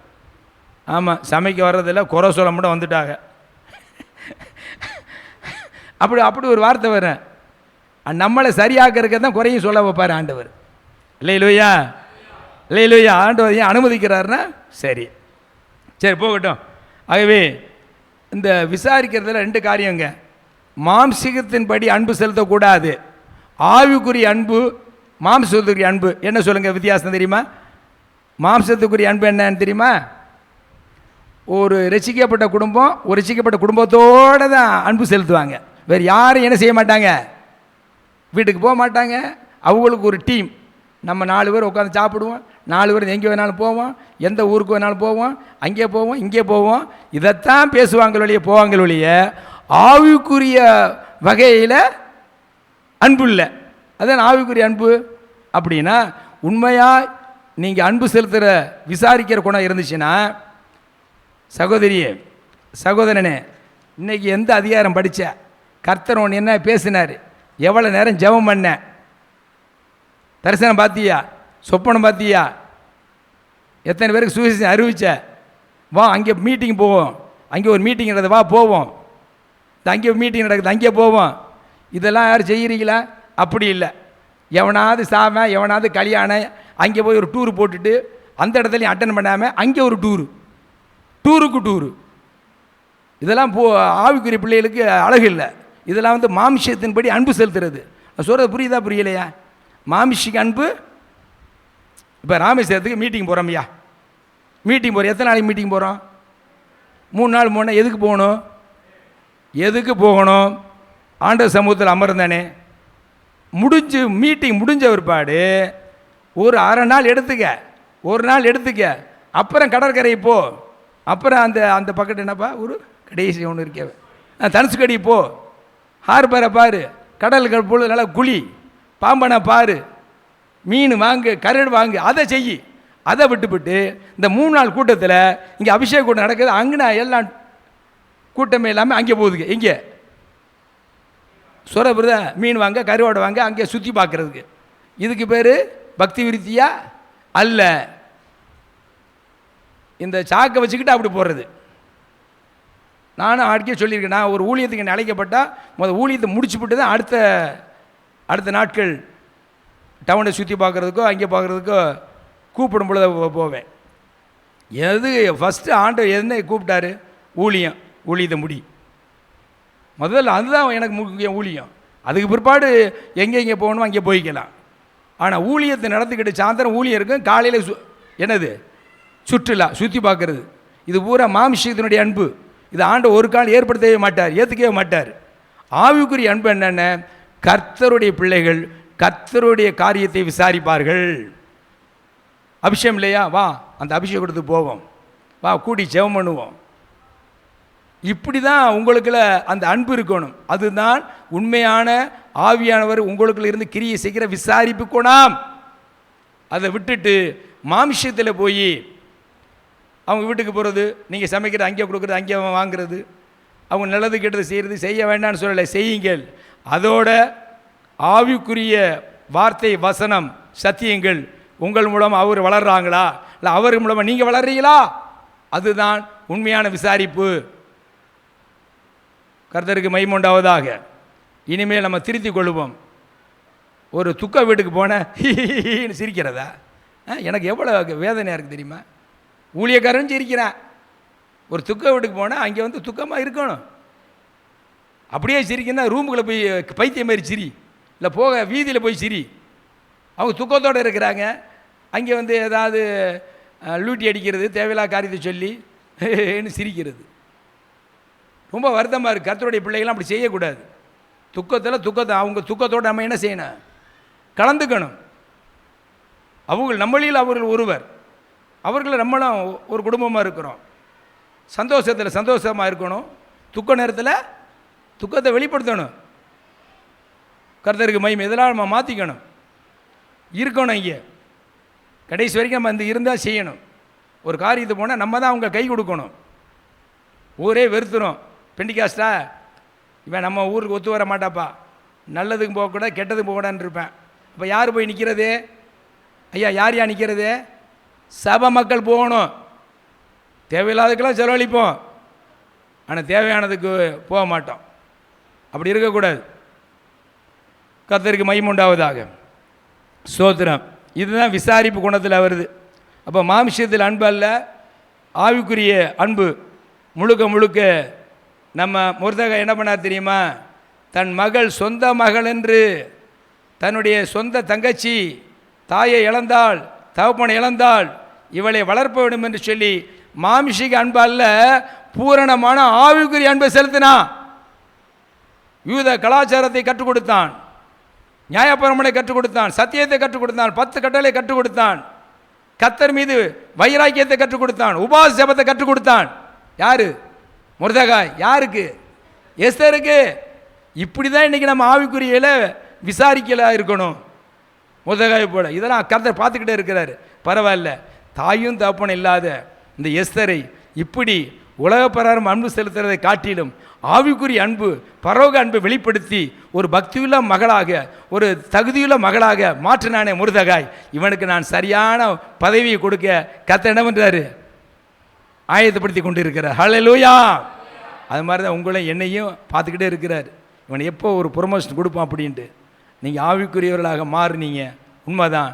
அந்த ஆவிக்குரிய மாறின நாம் யூதனா மாம்சத்தில் செயல்படாமல் முழுக்க முழுக்க பரிசுத்த ஆவியினால் நடத்தப்பட்டு எங்கே போய் சொல்கிறாரோ, எந்த குடும்பத்துக்கு போய் சொல்கிறாரோ, யாருக்கு போய் ஆலோசனை சொல்கிறாரோ அதுக்கு அப்படி கீழ்ப்படிந்து செய்தோம் என்றால் நல்ல முறையில் அவங்கள ஆரம்ப கால ஊழியத்திலலாம் நான் தனிப்பட்ட முறையில் கர்த்தருடைய ஆவி எந்தெந்த குடும்பத்துக்கு போய் சொன்னாரோ, எங்கே அனுப்புனாரோ, இன்றைக்கெல்லாம் அவர்கள் நல்ல நிலையில் இருக்கிறாங்க. நல்ல ஊழியம் செய்ததற்கு கர்த்தர் அவர்களை நல்லா உருவாக்கி வைத்திருக்கிறார். அல்லேலூயா. கர்த்தரே சாட்சி, பரலோகம் சாட்சி. கர்த்தர் நாம் மகிமையடைவதாக. ஆகவே இந்த சபையை குறித்து உங்களுக்கு பார வேண்டும். மொர்தெகாய் தன்னுடைய சகோதரியாக இருந்தாலும் மகளாக அதை பாவித்து ஆவிக்குரிய தகப்பனாக, ஆவிக்குரிய மகளாக அவன் பார்த்து பாரப்பட்டு செயல்பட்டதுனால கர்த்தர் அவனுக்கு உயர்வை வைத்திருந்தார். அதே போல் நம்மளும் செய்யணும். சபையை குறித்து உங்களுக்கு பார வேணும். குடும்பத்தில் இருக்கிற கணவன் மனைவி மீது பாரம் இருக்கணும், மனைவி கணவன் மீது பாரம் இருக்கணும், பிள்ளைகள் மீது தாய் தகப்பன் சேர்ந்து 2 பேர் சேர்ந்து பாரம் இருக்கணும். இப்படிலாம் இருந்தால் தான் உண்மையான மனதுருக்கம் உங்களிடத்தில் உண்டு என்று கர்த்தர் பார்க்க முடியும். அல்லேலூயா. இந்த மனதுருக்கம் உள்ள மக்களையே அவருடைய மகிமையின் பாத்திரமாக கர்த்தர் பயன்படுத்துவார். இப்போ இந்த மொர்தெகாயில் சில காரியங்களை பார்ப்போம். எஸ்தர் 2:5 வாசிங்க. அப்பொழுது சூசான் அரண்மனையிலே பென்யமீன் ஆகிய கீசின் குமாரன் சீமேயினுடைய மகனாகிய பார்த்தோம். இந்த பார்த்ததில் இவன் உண்மையும் உத்தமமாக இருந்ததுனால தேவன் கடைசியில் பார்க்குறோம், யூத மார்க்கத்தில் புறஜாதியெல்லாம் வந்து சேர்ந்தார்கள் இருக்கு. புறஜாதியில் யார்? தேவனை அறியாத மக்கள்லாம் யார் நிமித்தம் சேர்க்கப்பட்டார்? மொர்தெகாய் நிமித்தம். ஏன்? அவனுடைய வாழ்க்கையிலே விசாரிப்பு மட்டுமல்ல, உண்மை இருந்துச்சு. அது பின்னாடி பார்ப்போம். இப்போ 8:17 வாசிங்க. எஸ்தர் 8:17. ராஜாவின் வார்த்தையையும் ஆமா அவனுடைய கட்டளையும் போய் சேர்ந்த எல்லா நாடுகளிலும் எல்லா பட்டணங்களிலும் யூதருக்குள்ளே ஒரு மகிழ்ச்சியும் களிப்பும் விருந்துண்டு கொண்டாடும் நல்ல நாளுமா இருந்தது. யூதருக்கு பயப்படுகிற பயம் தேசத்து ஜனங்களை பிடித்ததினால் அவர்கள் அநேகர் யூதர் மார்க்கத்தில் அமைந்தார்கள். சரி போட்டும். இப்போ அநேகர் யூத மார்க்கத்தில் சேர்ந்தது காரணம் இவன் ஒரு உண்மையுள்ளவன், விசாரிக்கணும். பின்னால் ஒரு 7-8 குணங்கள் இருக்குது, அதை படித்து பார்ப்போம். இப்போ நீங்கள் தெரிந்து கொள்ள வேண்டியது, ஒரு யூதன் மொத்தம் 3 காரியம் நம்ம தெரிஞ்சுக்கணும். ஒரு யூதனுக்கு முக்கியமான ஒரு 3 குணாதிசயம் கண்டிப்பாக வேணும். நம்பர் 1, பரிசுத்தமாக்கப்பட்டவன். நம்மளாம் ஆவிக்குரிய யூதனா இல்லையா? நம்மளாம் ஆவிக்குரிய யூதனா இல்லையா? ஆராதனை பாடையில் ரத்தம் ஜெயமே, என்ன ரத்தமே, இயேசுவின் ரத்தமே, வெளியேறப்பட்ட இரத்தமேன்னு பாடணும். அந்த இரத்தத்தினால் நம்ம என்ன செய்யப்பட்டிருக்கோம்? பாவங்கள் கழுவப்பட்டிருக்கிறோம். நம்மளை கர்த்தர் பரிசுத்தமாக்கி விட்டார். நாம் தேவனுடைய பிள்ளைகள். அல்லேலூயா. அப்போ யூதன்னா, ஒரு ஆவிக்குரிய யூதன்னா முதல்ல நான் பரிசுத்தமாக்கப்பட்டு விட்டேன். அல்லேலூயா. நான் பரிசுத்தர், ஆயில் நீங்களும். அப்போ யூதன் என்ன? யூதன் ஒரே கடவுளைத்தான் வணங்குவான். அந்த கடவுளுக்கு உருவம் இல்லை. இன்றைக்கி தேசத்தில் அவர்களை கர்த்தர் ஏன் உயர்த்தி இருக்கிறார்னா, கடவுள் ஒருவரே, அவருக்கு உருவமற்றவர். அதான் யூதர்களுடைய, அதான் யூத மார்க்கம். அதிலிருந்து தான் ஆண்டவர் இயேசு கிறிஸ்து வந்தார். அதில் தான் கிறிஸ்தவ மார்க்கம் வந்தது. அந்த கிறிஸ்தவ மார்க்கத்தில் கிருபை உள்ளவர்கள் யூதர்கள் இயேசுகிற ஏற்றுக்கொண்டாங்க. கிருபை இழந்தவர்கள் இயேசுகிற ஏற்றுக்கொள்ளலை. அதான் காரியம். அப்போ ஒரே கடவுள், அந்த கடவுள் யார் என்று பார்க்க வேண்டும். அந்த கடவுள் அனுப்பின குமாரனா இயேசு கிறிஸ்து யார் என்று பார்க்க வேண்டும். அந்த குமாரனை ஏற்றுக்கொள்கிறவர்கள் தான் கிறிஸ்தவ மார்க்கம். ஏன்? நம்முடைய பாவத்துக்காக கடவுளுடைய குமாரனே பலி ஆகிவிட்டார். நாம் பலியாக வேண்டாம், நாம் எந்த ஒரு பாவத்துக்கு விமோசனம் தேட வேண்டாம். ஒரே ஒரு விடுதலை இயேசு கிறிஸ்து தான். சிலவர் என்ன செய்வாங்க, 1000 பேருக்கு சாப்பாடு போட்டால் பாவம் மன்னிக்கப்படும். ஒரு பள்ளிக்கூடத்தை கட்டி கொடுத்தா 10 லட்சம் 50 லட்சம் 1 கோடி இருக்கா, பள்ளிக்கூடத்தை கட்டி கொடுத்தா நம்ம பாவம் மன்னிக்கப்படும். கோயிலை கட்டி கொடுத்தா மன்னிக்கப்படும். இதெல்லாம் மனிதனுடைய கற்பனை.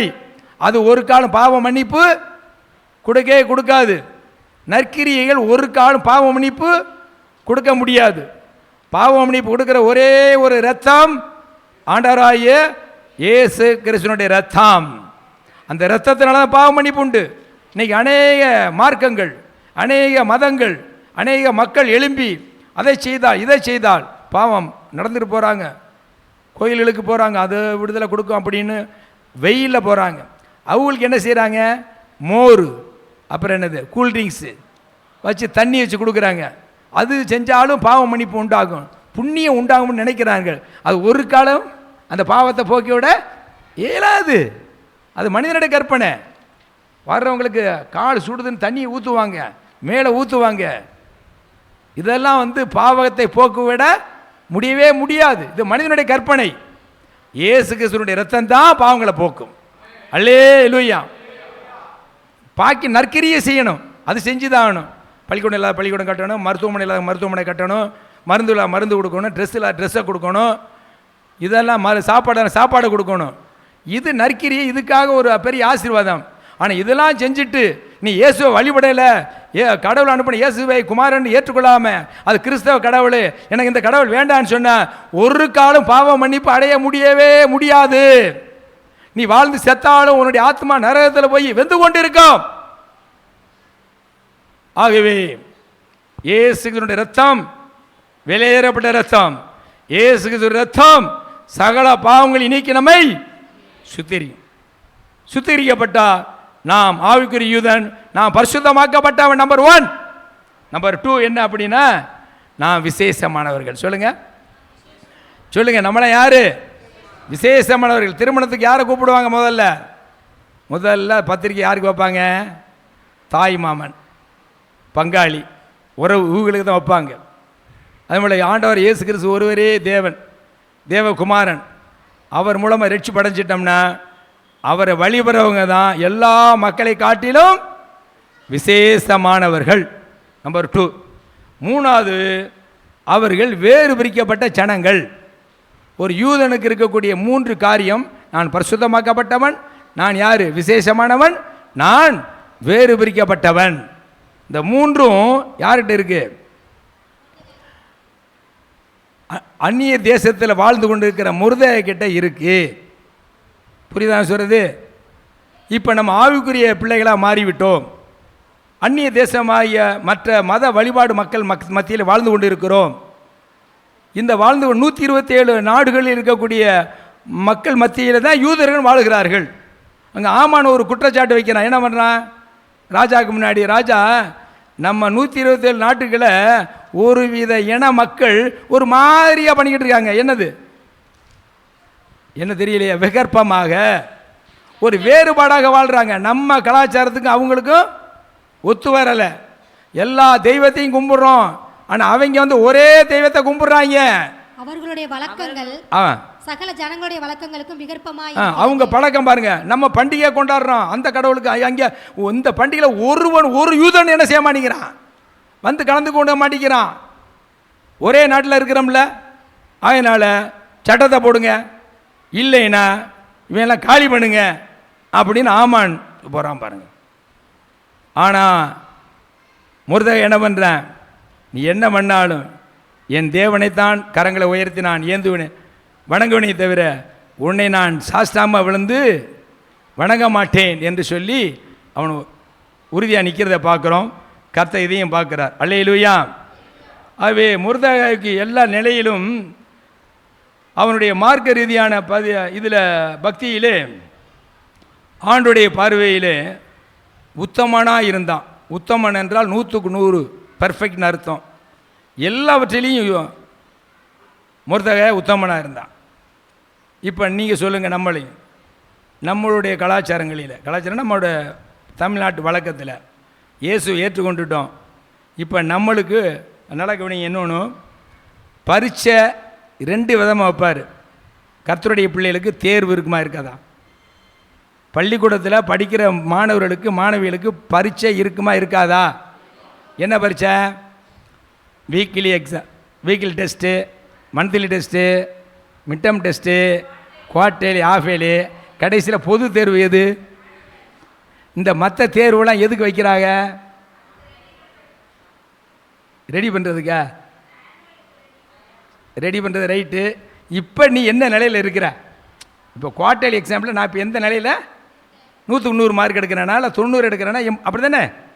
அப்போ 50 எடுக்கிறவன் அடுத்த தேர்வில் அதுக்காக தான் ஆயத்தப்படுத்துறது. பொது தேர்வு எது? பொது தேர்வு எதுன்னா முழிக்கிறிய முழு ஆண்டு தேர்வு. அடுத்து 10வது ஆண்டு ஒரு வருஷத்துக்கு முதல் முழு ஆண்டு தேர்வு இருக்கோம்ல, அதில் தானே ஹோல் சிலபஸ்ஸு, அதுதான் பொது தேர்வு. அப்படி வர வர வர அரசாங்கத்தில் பொது தேர்வு எது வைக்கிறது? 10வது. அதுக்கு அடுத்து இப்படி ஒரு பரீட்சை வைக்கிறாங்கள. இந்த பரீட்சை மாதிரி ஆண்டவர் இங்கே இருக்கிற எல்லாருக்குமே, எல்லா சபைகளுக்குமே, எல்லா மக்களுக்குமே பரீட்சை வைக்கிறார். அந்த பரீட்சை என்னன்னு சொல்ல போகிறேன். இதெல்லாம் காலையில் ஆண்டவர் கொடுத்தது தான் அவரோட சமூகத்திலேருந்து வாங்கிட்டு வந்திருக்கிறேன். அந்த பரீட்சை நீங்களே சொல்லுங்க அப்போ. விசுவாச பரீட்சை. நான் சொல்கிறது விசுவாசம்லாம் அப்புறம். நம்மளுக்கு பேர் தானே விசுவாசம். நம்மளுக்கு பேர் விசுவாசம் கொடுத்துட்டார்ல. விசுவாசம் தானே கர்த்தரை பார்க்குறோம், ஆராதிக்கிறோம், ஜெபம் பண்ணுறோம். இந்த பரீட்சை ரைட்டு, முக்கியமான பரீட்சை. அதில் பாஸ் ஆனால் தான் அப்புறம் விசுவாசத்தில் போக முடியும். அதெல்லாம் இல்லை. அதான் நம்ம பரிசுத்தமாக்கிட்டார். ஏசுன்ற அவருடைய ரத்தத்தில் கழுவப்பட்டாச்சு. சரி, அப்போ சொல்கிறேன் கவனிங்க, நேரம் ஆகிக்கிட்டு. அல்லேலூயா. +2 படித்து முடித்த உடனே அந்த படித்த மாணவனுடைய எதிர்காலத்துக்கு நம்ம இஷ்டத்துக்கு போய் பிள்ளைகளை சேர்க்குறாமா, ஜெபம் பண்ணி கர்த்தருடைய சித்தத்தை அறிந்து சேர்க்குறாமா, அது ஒரு பரீட்சை. புரியுதா? நம்ம இஷ்டத்துக்கு சேர்த்துடுறோம், அது ஒரு பரீட்சை. ஆண்டோட கேட்டு தான் செய்யணும். 2வதாக முடிஞ்சிருச்சு. அடுத்து வேலை வாய்ப்பு. அந்த வேலையில் கேட்கணும் ஆண்டவர்கிட்ட, படித்தது தகுந்த வேலை. இதெல்லாம் நம்ம ஆண்டை வைக்கிற பரீட்சையை நினைக்கணும். நம்ம இஷ்டத்துக்கு போயிடக்கூடாது. 3வது திருமணத்தில் பரீட்சை வைப்பார். இந்த திருமணத்தில் சாதி பார்க்கறது, உயர்வு தாழ்வு பார்க்கறது, பணக்காரன் ஏழை என்று பார்க்கறது. வீடு குடிசையாக இருக்குது, மாப்பிள்ளை சூப்பராக இருப்பான், ஆனால் வீட்டுக்காக என்ன செய்ய மாட்டாங்க, பொண்ணு கொடுக்க மாட்டாங்க. வீடு ஒரு மாதிரியாக இருக்கும், கஷ்டப்பட்டு இருப்பாங்க. இவன் படித்து நல்லா வந்திருப்பான். நம்ம அந்தஸ்து என்ன, வீடு நம்ம வீடு மாதிரிலாம் இல்லையே, வீட்டில் போய் குடிசை வீட்டில் ஓட்டு வீட்டில் போய் மாப்பிள்ளையை பெண்ணு கொடுக்குறதா? இதெல்லாம் ஒரு பரீட்சை. ஆண்டவரை கேட்கணும். மாம்சத்தில் எடுத்த முடிவு ஃபெயில். நான் சொல்கிறது நல்ல காரியத்தை சொல்கிறேன். பரீட்சை, திருமணத்தில் பரீட்சை. இப்போ திருமணத்தில் என்ன செய்வாங்க, மாப்பிள்ளையே கிடைக்கல, பொண்ணே கிடைக்கல, என்ன பண்ணுறது, வயசாயிருச்சு. இதுதான் சொல்கிற விசுவாச போராட்டம். கர்த்தர் தருவார்னு இருக்கணும், எவ்வளோ வயசானாலும் சரி. ஆனால் அவசரப்பட்டு சில இடத்துல நடந்துச்சு, அதான் சொல்கிறேன். திருமணம் பெண்டிகாஸ் மாதிரி நிச்சயார்த்தம் நடந்தது. ஆனால் திருமணம் என்ன நடந்துச்சு தெரியுமா, மாப்பிள்ளை ரசிக்கப்படலை. ஆகையினால மாப்பிள்ளை ரோமன் கத்தோலிக்க சபையில் போய் அந்த பெண்ணை கொடுத்து கல்யாணம் நடந்திருக்கு. 25 ஆண்டுகளுக்கு மேலே ரட்சிக்கப்பட்ட விசுவாச குடும்பம், 25 ஆண்டுகளுக்கு மேலே கர்த்தருக்கா வைராக்கியம் இருந்த குடும்பம், ஊழியத்தை செய்த குடும்பம். தன்னுடைய மகன் இருக்கிறாங்க. ஏற்ற வரன் வந்தது. சாதியை பார்த்தார்கள். சாதி பார்த்ததுனால தடை தடை தடை தடை, எங்களுக்கு அந்த இடம் தான் வேணும் அப்படின்ட்டு. கடைசியில் நிச்சயார்த்தம் ஒரு பெண்டிகாஸ் பாஸ்டரை வரவழைத்து அங்கே நடந்தது. ஆனால் திருமணம் அடுத்த வாரமே எங்கே நடந்தது, விக்கிரங்கள் நிறைந்த ஆலயத்தில் அந்த ரோமன் கத்தோலிக்க சபை அந்த வழிபாடுகளிலே திருமணம் நடந்தது. இந்த பரீட்சையிலே அவர்கள் தோற்று விட்டார்கள். புரியுதப்ப? அதான் பரீட்சை. இது ஒரு பாகம்.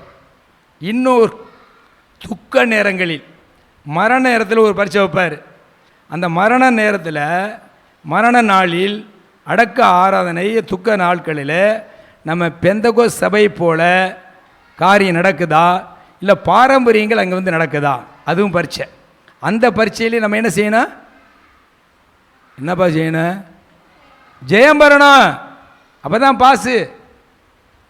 இப்போ புரிஞ்சுக்கிட்டீங்களா? நம்ம நினைக்கிறோம் எல்லாத்துலையும் கரெக்டாக இருக்கும்ட்டு. ஐயா எல்லாத்துலையும் கரெக்டாக இருக்கிற பரீட்சையில் பாஸ் ஆகினியா? ஆண்டவர் கேட்குறார். இவன் பாஸ் ஆகிட்டான். யார்?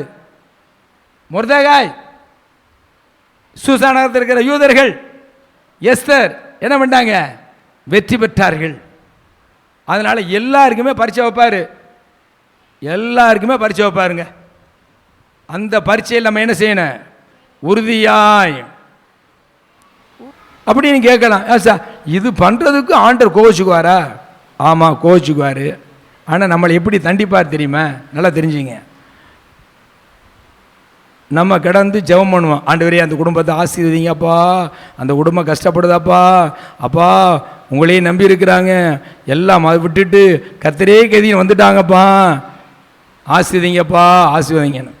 இப்போ ஆண்டவர் கேட்பார், நீ ஜெபிக்கிற ரைட்டு தான், நான் ஆசீர்வதிக்கிற தேவன் தான், அவ்வளோ பரீட்சை வச்சாப்பா, இந்த பரீட்சையில் ஃபெயில் ஆகிட்டாங்க, எப்படி பாஸ் ஆக்குறது? அதனால் சில காலங்கள் ஆசீர்வாதத்தை நாம் பெறுவதற்கு நம்மளே தடையாக இருக்கிறோம். அந்த ஆசீர்வாதம் வரும். இப்போ கிடைக்க வேண்டிய ஆசீர்வாதம் எப்போ மறுபடியும் ஒரு பரீட்சை வைப்பார். அதில் உறுதியாக யார் சத்தியத்தினுடைய நிலை நிற்கிறார்களோ அவர்களுக்கு நம்ம ஊர்க்காரரையோ சொந்தத்தையோ திருப்திப்படுத்தக்கூடாது. இயேசுவை தான் திருப்திப்படுத்தணும். கிறிஸ்து ஒருவரை தான் பிரியப்படுத்தணும். இதுதான் சத்தியம், இதுதான் தேர்வு. புரிஞ்சுக்கிட்டு நம்மளை எப்படி பரீட்சை வைக்கிறான்னு தெரியுமா? இதுதான். திடீர்னு ஒரு ஃபெயிலியர் நியூஸ் வரும், துர்ச்செய்தி வரும். சோத்திரம் சோத்திரம். வியாழக்கிழமை எல்லாருக்கும் தெரியாது, ஹெச்டி லைன் போகுது என் வீட்டுக்கு முன்னாடி. 6:30 மணிக்கு பட்டான்னு சத்தம் கேட்குது, பெரிய வெடிப்பு. என்னடா அப்படி சத்தம் பார்த்து வந்த வெளியே பார்த்தா என் வீட்டுக்கு வரக்கூடிய 2 மாடிக்கு ஒரு லைனு, வீட்டுக்கு லைன். வீட்டுக்கு அந்த ஸ்டே வயரு, அந்த ஹெச்டி லைன் எப்படியோ படலை, அந்த குறிப்பிட்ட எல்லைக்கு போனாலே அதே அப்படியே மேக்கெட் மாதிரி இழுத்துருமா. இழுத்து போச்சு, ஏசி போச்சு, உண்மை தெரியல, வயர் தொங்குது வீட்டுக்கு மேலே. சரி, ஆண்டவர் இதே அனுமதிச்சார். ஸ்தோத்திர ஆண்டவரே, உங்களுக்கு தெரியாமல் நீங்கள் அனுமதிக்கலை, ஏதோ நன்மைக்கு செஞ்சுருக்கிறிய, ஸ்தோத்திரம். ஆனால் எங்களை ஜீவனை காப்பாற்றிட்டீங்களே அப்படின்னு. அவர் பக்கத்தில் ஈபி தம்பி இருந்தான், கூப்பிட்டேன். அவன் பயங்கரமாக இன்னொரு இந்த ஷெட்டில் பட்டுச்சுன்னா தகரத்தில் அப்படியே ஷாக் ஆகியிருக்கும், எல்லாம் அவுட்டு. அது ஹெவி பவர் லைன் அப்படியே தொங்குது. இது என்ன செய்ய முடியும்? அப்புறம் மேலே மாடியில் கொஞ்சம் கரண்ட் வந்ததுனால அந்த வயரை இழுத்து கட்டலை, ஓரளவு காரு லாரி போனால் தடுக்காத அளவுக்கு ஆண்டவர் கிருபை பாராட்டினார். அப்புறம் உடனே அப்ளிகேஷன் எழுதி இபி ஆஃபீஸ் போனால், இது எங்களுடைய கண்ட்ரோலில் திருவரங்குளம் அவங்க அப்படின்னு. இப்போ அங்கே போய் ஏஇகிட்ட கொடுத்தேன். அவர் வேறு ஆன் டியூட்டியில் போயிட்டார். ஃபோன் மூலமாக தொடர்பு அப்ளிகேஷன் கொடுத்துட்டு போங்கன்ட்டு. கடைசியில் பார்த்தா ஆண்டோடைய இறக்கம் கிருபை காந்தினர் ஆள் மாரியம்மது ஐயா கூப்பிட்டேன். அவர் யாருன்னு தெரியல, கூட்டிகிட்டு போய் அவர் காமிச்சார், பேசினார். மறுநாள் காலையில் கார் எடுத்துகிட்டு வந்துட்டார். ஏஇ வந்துட்டார். ஏஇ வந்து பார்த்துட்டார், ரொம்ப டேஞ்சரஸ் தான் அப்படின்னு. அது எப்படி செய்யணும் தெரியுமா? இவருக்கு ஒரு அப்ளிகேஷன், ஏடிக்கு அப்ளிகேஷன் கொடுக்கணும், புதுக்கோட்டை எஸ்சிக்கு அனுப்பணும், அது சென்னைக்கு அனுப்பி சிக்கு அனுப்பி 6 மாதம் ஆகணுமா. வந்து போஸ்ட் போட்டு, அதுவும் 30 அடி போஸ்ட் போட்டு உயரத்தில் கொடுத்து எனக்கு கனெக்ஷன் கொடுக்கணும். 6 மாதம் வந்து வெயிலில் கரண்ட்டெல்லாம் வாழ முடியுமா? ஆண்டு இறக்கம் பாராட்டி கிருபை பாராட்டி என்ன பண்ணார்? அப்புறம் ஃபோர்மேன் அனுப்புகிறோம்னார். 2 மணி நேரத்தில் ஃபோர்மேன் வந்தார். அவரும் ஒரு கிறிஸ்தவர் தான், ரோமன் கத்தோலிக்க சபை, பேர் சகாயம். கர்த்தருக்கு ஸ்தோத்திரம். பார்த்தார், ஆமாம் நாங்கள் பின்னாடி ஆர்டர் வாங்கிக்கினேன், திங்கள் செவ்வாயில் கம்பத்தைன்னு 30 அடி உயரம் கம்பத்தை வச்சு இதில் ஏற்றினா தான் உங்களுக்கு பின்னாடி ஷாக் அடிக்காது, ஷார்ட் ஆகாது அப்படின்னு. பாருங்கள், அந்த நேரத்துலையும் ஆண்டவரை மறுதளிக்காமல், ஆண்டவரை முறுமுறுக்காமல், இது ஆண்டவருக்கு தெரியாமல் நடக்கலை, அவருக்கு தெரிஞ்சுதான் நடந்திருக்கு. எங்களை காப்பாற்றிட்டார். பரவாயில்ல, ஸ்தோத்திரம். அப்படி சொன்னதுனால 2-3 நாளைக்கிலே போஸ்ட் நடன்னு சொல்லியிருக்கிறார்கள். அதற்காக ஸ்தோத்திரம் பண்ணுவோம். ஸ்தோத்திரம், ஸ்தோத்திரம், ஸ்தோத்திரம், ஸ்தோத்திரம், ஸ்தோத்திரம். இப்படி தான் தேவனுடைய பிள்ளைகளுக்கு இப்படி சில போராட்டங்கள் வர்றதில்ல. ஏன் இப்படி ஆண்டவர் செஞ்சாருன்னு முறுமுறுக்கவோ முணங்கவோ கூடாது. எது தெரிஞ்சாலும் அவருக்கு தெரியாமல் நடக்கலை, அவர் தெரிஞ்சால் நடக்குது. ஓகே, அல்லேலூயா. இதில் ஏன் அனுமதிக்கிறாரு? 6 மாதம் நடக்க வேண்டிய வேலையை 1 வாரத்துக்குள்ள முடிப்பதற்கு தேவன் வல்லமை உடையவராக இருக்கிறார். இது சாட்சி சொல்வதற்கு, இது நம்மளை விசுவாசத்தை வர்த்திக்க பண்ணுவதற்கு கர்த்தரை அனுமதிக்கிறார். கர்த்தருக்கு ஸ்தோத்திரம், அல்லேலூயா. ஆகவே இப்போ முர்தகாய் எல்லா நிலையிலும் 100க்கு 100 தன் பெர்ஃபெக்டாக நடந்துக்கிறான். அது மாதிரி அப்போஸ்தலர் சட்டம் இருக்கு, அதையும் தெரிஞ்சுக்கங்க. என் நாமத்தினாலே பூமியில் எதை கட்டுவாய்தோ பரலோது கட்டப்படுன்னு சொன்னார்ல பேதுருக்கிட்ட. கிபி 48வது ஆண்டு அப்போஸ்தலர்கள் ஒன்று கூடி அந்த எருசலேம் நகரில் ஒரு சட்டத்தை, ஒரு சபை மாமன்றத்தை கூட்டி ஒரு சட்டம் ஏற்றப்பட்டது. அந்த சட்டம்தான் அப்போஸ்தலர் 15 ஆரம்பத்தில் சுவிசேஷத்தை ஏற்றுக்கொண்டவர்கள், இயேசு கிறிஸ்து ஏற்றுக்கொண்டவர்கள் புறஜாதிகள் மத்தியிலே கடுமையான சத்தியத்தை சொல்லாமல் இயேசு கிறிஸ்து ஏற்றுக்கொள்ளவும் எளிய ஒரு 4 காரியங்களை சொல்லுங்கள். அந்த வசனத்தை போய் படிங்க, தெரிஞ்சுக்கிங்க. ரத்தம் சாப்பிடக்கூடாது, விக்கிரங்கள் வழிபடக்கூடாது, விக்கிரங்கள் படைக்கப்பட்டதை சாப்பிடக்கூடாது, அடுத்து வேசியத்தின் விபச்சாரம் பண்ணக்கூடாது. இந்த 4 காரியம் மட்டும் முதல்ல சொல்லுங்க. இயேசுக்கு ஏற்றுக்கவும் சபைக்கு வரவங்க. அப்போ அவங்க சத்தியத்தை அறிய அறிய அறிய சில நாட்கள் ஆக ஆக அவர் சீசராக மாறின உடனே ஞானஸ்நானத்தை கொடுத்து, அப்போ அந்த அப்போஸ்தலர் சட்டம் இருக்குது. அது எங்கே இருக்குன்னா அப்போஸ்தலர் 2வது அதிகாரம் 38லிருந்து 42 வரைக்கும். அதுதான் சட்டம். அந்த 7 வகை அதான் அப்போஸ்தலர் உபதேச சட்டம். அதை கடைபிடிக்க வேண்டும், இதை போதிக்க வேண்டும். அப்படி இருந்தால்தான் நீ ஆவிக்குரிய யூதனாக உன்னை கர்த்தர் ஒரு மேன்மையாக, ஒரு உயர்ந்த இடத்துல வைக்க முடியும். அல்லேலூயா. இதுதான் சட்டம். இந்த அப்போஸ்தலர் சட்டத்தை ஃபாலோ பண்ணணும் நீங்கள். சரி, கர்த்தருக்கு ஸ்தோத்திரம். ஆகவே இப்போ ஒரு 8 காரியம் சீக்கிரம் பார்ப்போம். இவன் தேவனால் உயர்த்துவதற்கு என்னென்ன காரியம்னா, நம்பர் 1, இவன் ஒரு யூதன். யூதன் என்பவன் என்ன? உடன்படிக்கை செய்தவன். ஆபிரகாமோடு உடன்படிக்கை, அந்த உடன்படிக்கை அப்படியே தொடர்ந்து வருகிறது. அந்த உடன்படிக்கை தான் விருத்த சேதனம். புதிய ஏற்பாட்டிலே இயேசு கிறிஸ்து ஏற்றுக்கொண்டவர்கள் பிதா குமாரன் பரிசுத்த ஆவியின் நாமத்தினாலே ஞானஸ்நானம் எடுக்கிற அந்த உடன்படிக்கை நம்பர் 1. உடன்படிக்கை செய்து கொண்ட ஜனம் பரிசுத்தமாக்கப்பட்டது. 2வது வேறு பிரிக்கப்பட்டது.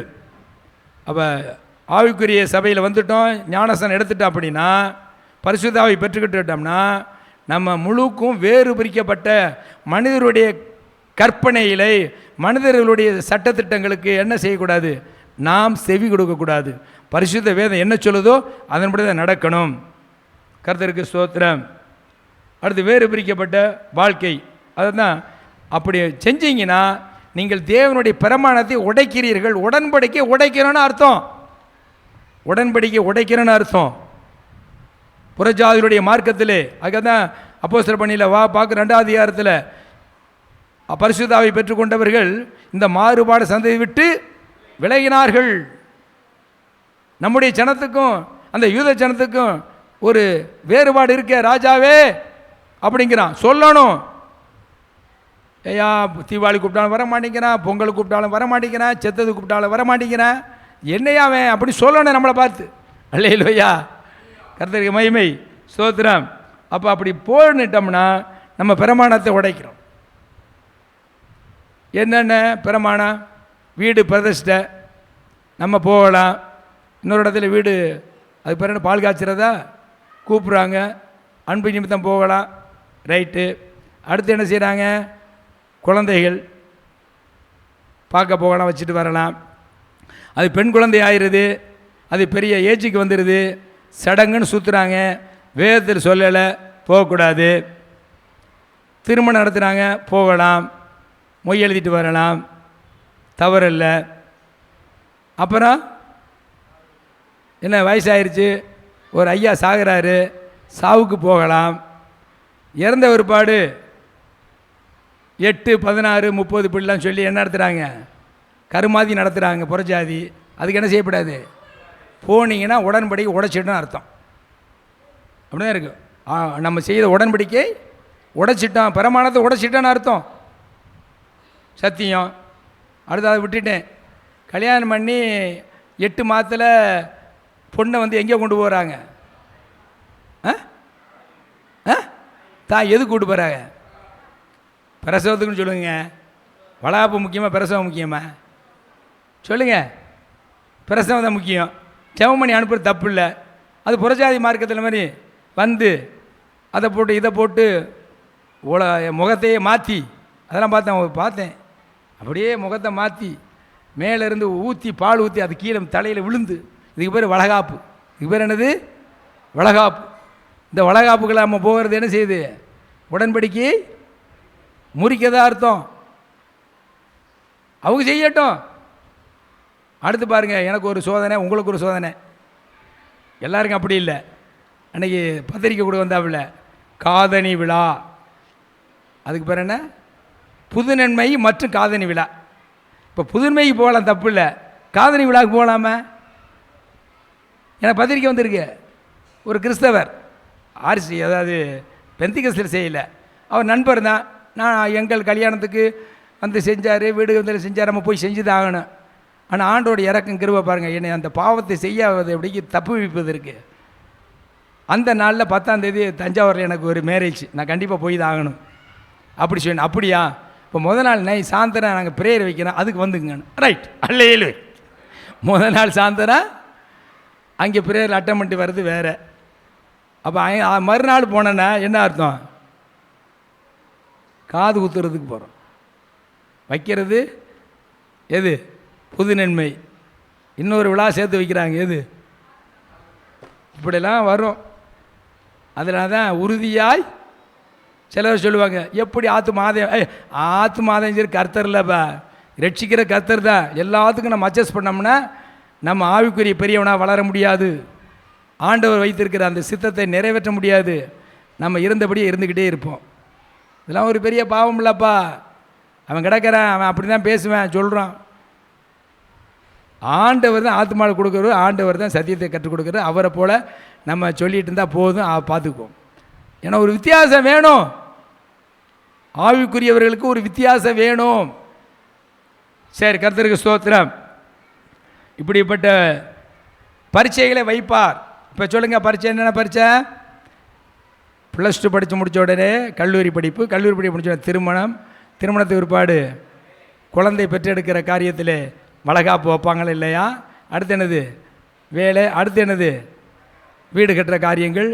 அதில் பாருங்கள், புறஜாதிகள் பேரளவு கிறிஸ்தவர்கள் இருக்கிறாங்க, அவங்க எப்படியாவது நடத்திட்டு போகட்டும். ஆனால் புறஜாதி மார்க்கத்தில் வீடு கட்டக்கூடாது. இது அதுக்கு பேர் என்ன? பால் காய்ச்சக்கூடாது. பால் தான் காய்ச்சுவேன், அது வேற ஒரு சத்தியம். நீ பால் காய்ச்சினா கிருஷ்ணனை கும்புற மாதிரி, கிருஷ்ண கடவுளை கும்புற மாதிரி, இயேசுவை கும்பிட்டு நீ பால் காய்ச்சினா வாழை மரத்தை கட்டுறது. இன்னும் பாருங்க, கோமையதா கோமயமா பசுமாட்டை உள்ளே விட்டு யூரின் இருக்க வைக்கிறாயா. பல லட்சங்களை வீடு கட்டிவிட்டு எதை உள்ளே விடுறான்? மாட்டை உள்ளே விட்டு அது நீர் விடணுமா, யூரின். அப்போ தான் அது பரிசுத்தமாக்கப்படுமா. இவன் செய்கிறவன் யார்? பெரிய படிப்பாளி செய்கிறான். அவன் பாருங்கள், அவன் மேலே நம்பிக்கை பாருங்கள். இதெல்லாம் புறஜாதிகளுடைய மார்க்கம். இன்றைக்கி ரோமன் கத்தோலிக் சபையில் நான் இருந்ததுனால நடக்குது. எங்கள் அண்ணன் வீட்டில் நடந்துச்சு. எங்கள் அண்ணன் அதுக்கு விருப்பம் இல்லை, அவர் சம்பந்தம் பண்ணார்ல சகலை. அந்த சகலை பயங்கரமான என்னது இந்த ஜாதக அதுக்கு பிறகு சோசியம்லாம் பார்ப்பார், சாஸ்திரம். அவர் தலையிட்டதுனால இதனால் என்னாச்சு தெரியுமா? 14 ஆண்டுகளமாக என் அண்ணம்மனுக்கு திருமணம் நடக்கலை, இது குழந்தை பிறக்கலை. இப்போ தான் குழந்தை பிறந்துச்சு, இப்போ தான் குழந்தை பிறந்துச்சு. 14 வருஷம் தண்டனை. புது வீடு கட்டி ஒரு பேரளவு கிறிஸ்தவர் மாட்டை பசுமாடை விட்டு யூரின் இருக்க வச்சவர். அவர் சகலைக்கு முக்கியத்துவம் கொடுக்கணும்னு சரி போகட்டும். எதுக்கு சொல்கிறேன்? தவறு தான். ஆனால் ஆசீர்வாதம் 14 வருஷம் கழித்து குழந்தை பிறக்குது. கர்த்தருக்கு மகிமை. அதனால் இந்த மாதிரி பரீட்சையில் நம்ம வெற்றி பெறணும். இப்போ நம்பர் 1 நீதிமொழி 28:20 வாசிங்க. நீதிமொழி 28:20. உண்மையுள்ள மனுஷன் பரிபூரண ஆசீர்வாதங்களை பெறுவான். பாருங்க, உண்மையுள்ள மனுஷன் பரிபூரண ஆசீர்வாதத்தை பெறுவான். அப்போ நம்ம ஆவிக்குரியவர்களாக இருக்கிறவங்க உண்மை உள்ளவர்களாக இருக்கணும். மொர்தெகாய் உண்மையுள்ளவனாக இருந்தான். அவன் விக்கிரத்தையோ வணங்கலை. ராஜாவா எஸ்தர் ராஜாதி ஆகிட்டா. அப்போ ராஜாதி பேரில் எனக்கு ஒரு ஆஃபீஸில் வேலை போட்டு கொடு, நான் எப்பொழுதுமே எங்கே இருக்கிறேன், வாட்ச்மேனாக இருக்கிறேன் அப்படி சொல்லி தன் மகளிடத்தில் போய் ரெக்கமெண்ட் பண்ணலை. கர்த்தர் எனக்கு கொடுத்த வேலையை பார்க்கிறேன், கர்த்தரை சார்ந்திருக்கிறேன் அப்படின்னு மொர்தெகாய் இருந்தார். இப்போ எஸ்தர் எங்கே போயிட்டாங்க? ராணி ஆகிட்டாங்க. இந்த ராணி ரெக்கமெண்ட் பண்ணால் ராஜா கேட்டு மொர்தெகாய்க்கு நல்ல வேலை கொடுக்க முடியாதா? ஏன் எஸ்தரை நம்பலை? கர்த்தரை நம்பினான். இன்றைக்கு உங்களுக்கு எனக்கும் ஆண்டவர் கற்றுக் கொடுக்கிறது, முதலாவது கர்த்தரை பார்க்க வேண்டும், 2வது மனிதனுடைய தயவு வேணும். நம்ம கர்த்தரை பார்க்காம அவர் அரசியல்வாதி, அவர் தலைவர், அம்மா அப்பா அவங்க செய்வாங்க என்ற நம்பிக்கை வைக்கிறோமே, அந்த நம்பிக்கை நம்மளுக்கு ஆசீர்வாதத்தை கொண்டு வராது. ஆக உண்மையுள்ள மனுஷன் பரிபூரண ஆசீர்வாதத்தை. ஆகவே 2வது அவன் அதிகாரிகளை காக்கா பிடிக்கலை. ஆமான் வந்தவனை வணங்கலை. இவன் வணங்காதனால நம்மளை வேலை போயிருமோ பறி போயிருமோ அப்படி அவன் நினைக்கலை. கர்த்தர் அவரால் முடியும், அவருக்கு தெரியாமல் நடக்காது அப்படின்னு கர்த்தரையே வணங்கினான் ஒழிய அந்த விக்கிரத்தை வழி கொடுக்க முடியவனை கையெடுத்து அவன் கும்பிடலை, வழிபடலை. ஆகவே விக்கிரத்தின் மீது அவன் வெறுப்புள்ளவனாக இருந்து அந்த இடத்துல தன்னுடைய வாழ்க்கைக்காக பயன்படுத்தாமல் தேவனுக்காக நின்றான். அது மாதிரி நம்மளுடைய வாழ்க்கையில் நிந்தைகள் வரும், உபத்திரம் வரும், பாடுகள் வரும், பிரச்சனைகள் வரும். அதன் மத்தியிலே ஆண்டவர் இதிலிருந்து நம்மளை விடுதலை ஆக்குவார் என்று அவரோடு அப்போ சொன்னாங்களே சகோதரி, விசுவாச போராட்டம், விசுவாசத்திலே இருக்க வேண்டும். அவரால் முடியாத கரை ஒன்றும் இல்லை, அவர் அனுமதிச்சு தான் வந்திருக்கு. நிச்சயம் இதிலிருந்து என்னை விடுதலை ஆக்குவார் அப்படிங்கிற ஒரு நம்பிக்கை வேண்டும். அதில் மொர்தெகாய் உறுதியாக இருந்தார். ஆகவே தேவனுடைய கரத்திலிருந்து வரக்கூடிய ஆசீர்வாதம் அது என்றைக்கு நிலைத்திருக்கும், அது பெரியதாக இருக்கும் என்று விசுவாசித்தார் நம்ம மொர்தெகாய். ஆகவே இன்று தினத்தில் நீங்கள் நம்ம ஊழியத்தையும் பார்க்கணும், சிலருடைய ஊழியத்தையும் பார்க்கணும். இந்த ஊழியத்தை கர்த்தரே நடத்துகிறார், நாங்கள் அவர் பின்னாடி இருந்து போகிறோம். நீ முன்னாலே போனால் நான் பின்னாலே வாரேன் அப்படின்னு ஒரு பாட்டு கூட நான் வாலிப வயதில் இருக்கும் பொழுது கேட்டேன். நம்மளுக்கு முன்னே செல்கிற இசையில் இருந்தவன கர்த்தர், அவருக்கு பின்னே தான் என்ன செய்யணும், நம்ம போக வேண்டுமே தவிர நாம் இயேசுக்கு முன்னாடி என்ன செய்யக்கூடாது, போகவே கூடாது. உதாரணம் என்ன அப்படின்னா, இந்த ஊழியத்தில் யாரை முக்கியத்துவப்படுத்துகிறோம் சொல்லுங்கள்? ஆண்டுடைய வார்த்தை சத்தியம் இயேசுவத்தை முக்கியப்படுத்துகிறோம். நான் யாருடைய ஊழியக்காரனுடைய பக்கத்தில் நின்றுக்கிட்டு ஃபோட்டோ எடுத்து இந்த ஊழியம் தமிழ்நாட்டில் உலகத்தில் பெருசாக வரணும்னு ஆக்ட் பண்ணுறானே இல்லை. அதே மாதிரி இன்னொரு ஊழியத்தை பாருங்கள். அங்கே ஒரு ஊழியர் பக்கத்தில் இருந்துக்கிட்டு எவனையும் கீழே வரவிடாமல் பக்கத்திலே இருந்துக்கிட்டு இவருடைய ஊழியக்காரனுடைய வச்சு தான் இவர் ஊழியம் வளருது ஒழிய இயேசுனுடைய நாமத்தினால் வளரலை அந்த ஊழியம். அது தெரிஞ்சுக்குங்க. அது கொஞ்சம் காலம்தான் அப்படி ஃபோக்கஸ் பண்ணுறது. ஜீசஸை ஃபோக்கஸ் பண்ணும்.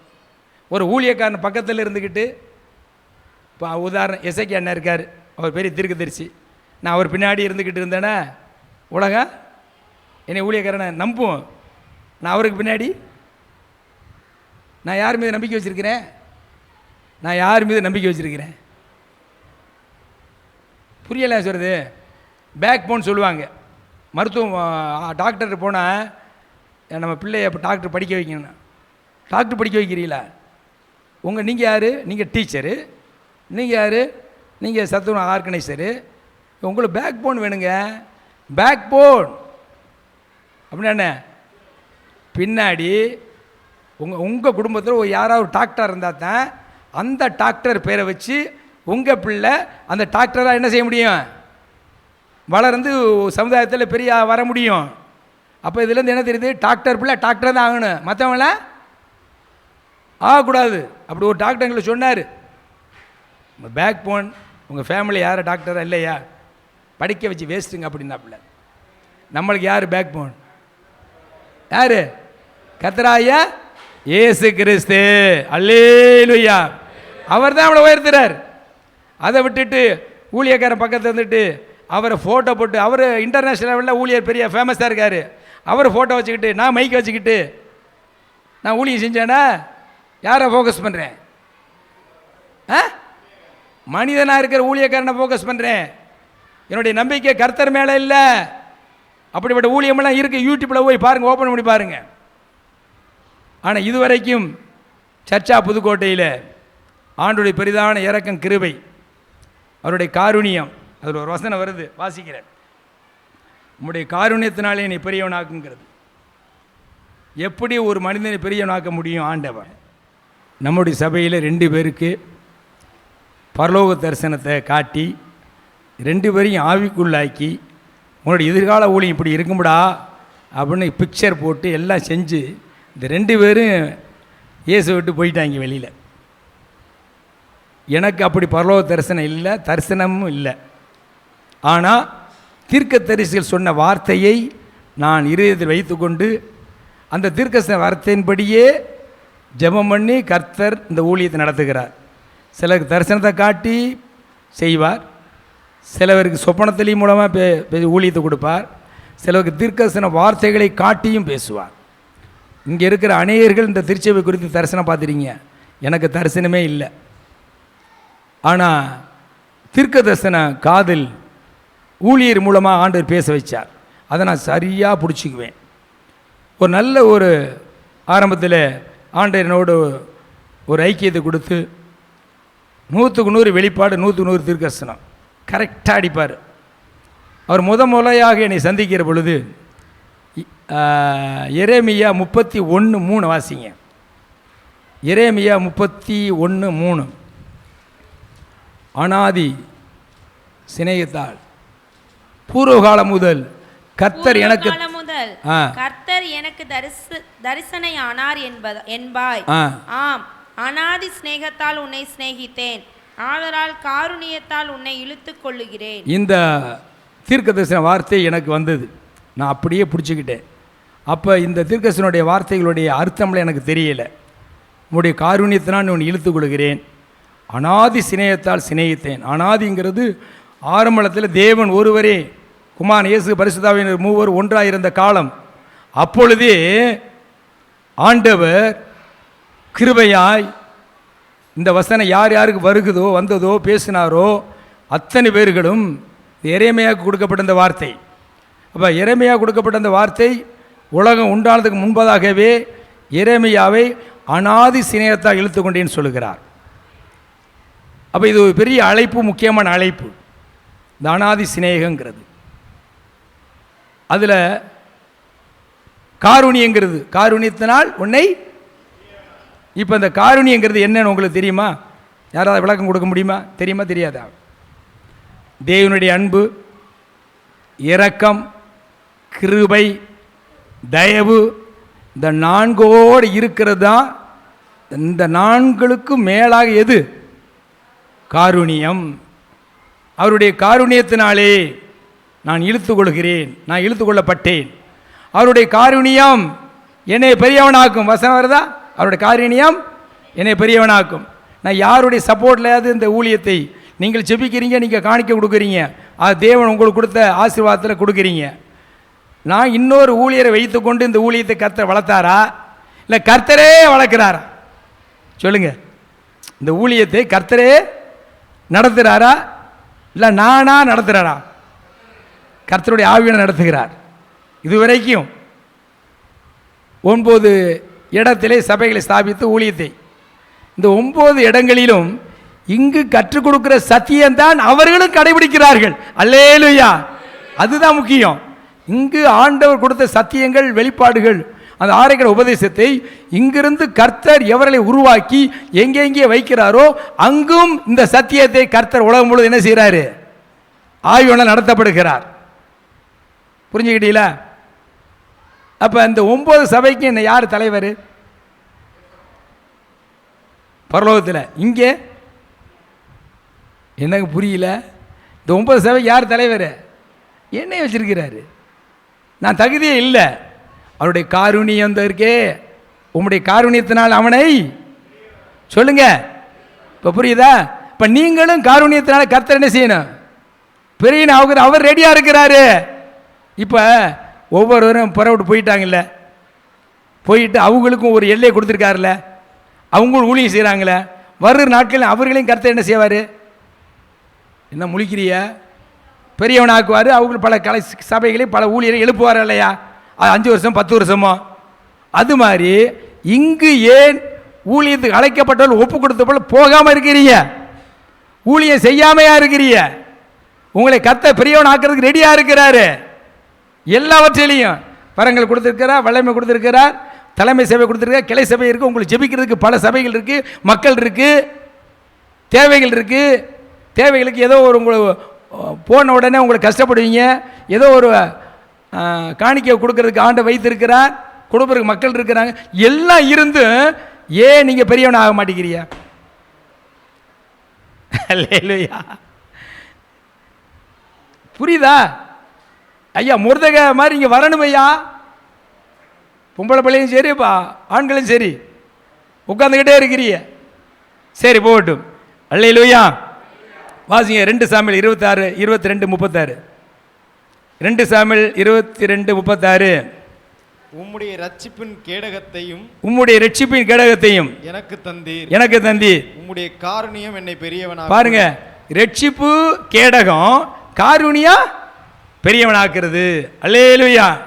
ரட்சிக்கப்பட்டவர்கள் கர்த்தருடைய சமூகத்தில் இருந்து கர்த்தருடைய ஆவியானவர் வழிநடத்தின்படி வர வர எந்த ஒரு ஊழியக்காரரையும் ஃபோக்கஸ் பண்ணாமல் இயேசுவே நம்ம நோக்கி பார்த்து பேசிக்கிட்டு இருக்கையிலே இயேசுவே ஒரு காலத்தில் என்ன செய்ய உயர்த்துவார். இப்போ 127 நாடுகளுக்கும் ஆமானை உயர்த்தின ஆண்டவர் அவனுடைய அகந்தையும் ஆணவமும் இரத்த வெறியும் இருந்ததனால் அவனை கீழே தள்ளிட்டு தன்னை தாழ்த்துகிறவனாய், எளியவனாய், சிறியவனாய் இருந்த இந்த முருதகாய் பெயரளவுலையும் சிறியவன் இல்லை, தன்னுடைய கிரியைகளையும் சிறியவனாக இருந்தான். அவன் பேராசைப்படலை. தன்னுடைய மகள் தான் ராஜாதியாக இருக்கிறான். ராஜாவை ரெக்கமெண்ட் பண்ணலை. எனக்கு ஒரு அரண்மனையில் ஒரு நல்ல வேலை போட்டு கொடு, உன் சித்தப்பன் தானா அண்ணன் தானான்னு சொல்லு அப்படின்னு சொல்லலை. கர்த்தரை நம்பி இருக்கிறான். அவன் பெரிய பெரிய அதிகாரி வர ஆமான்.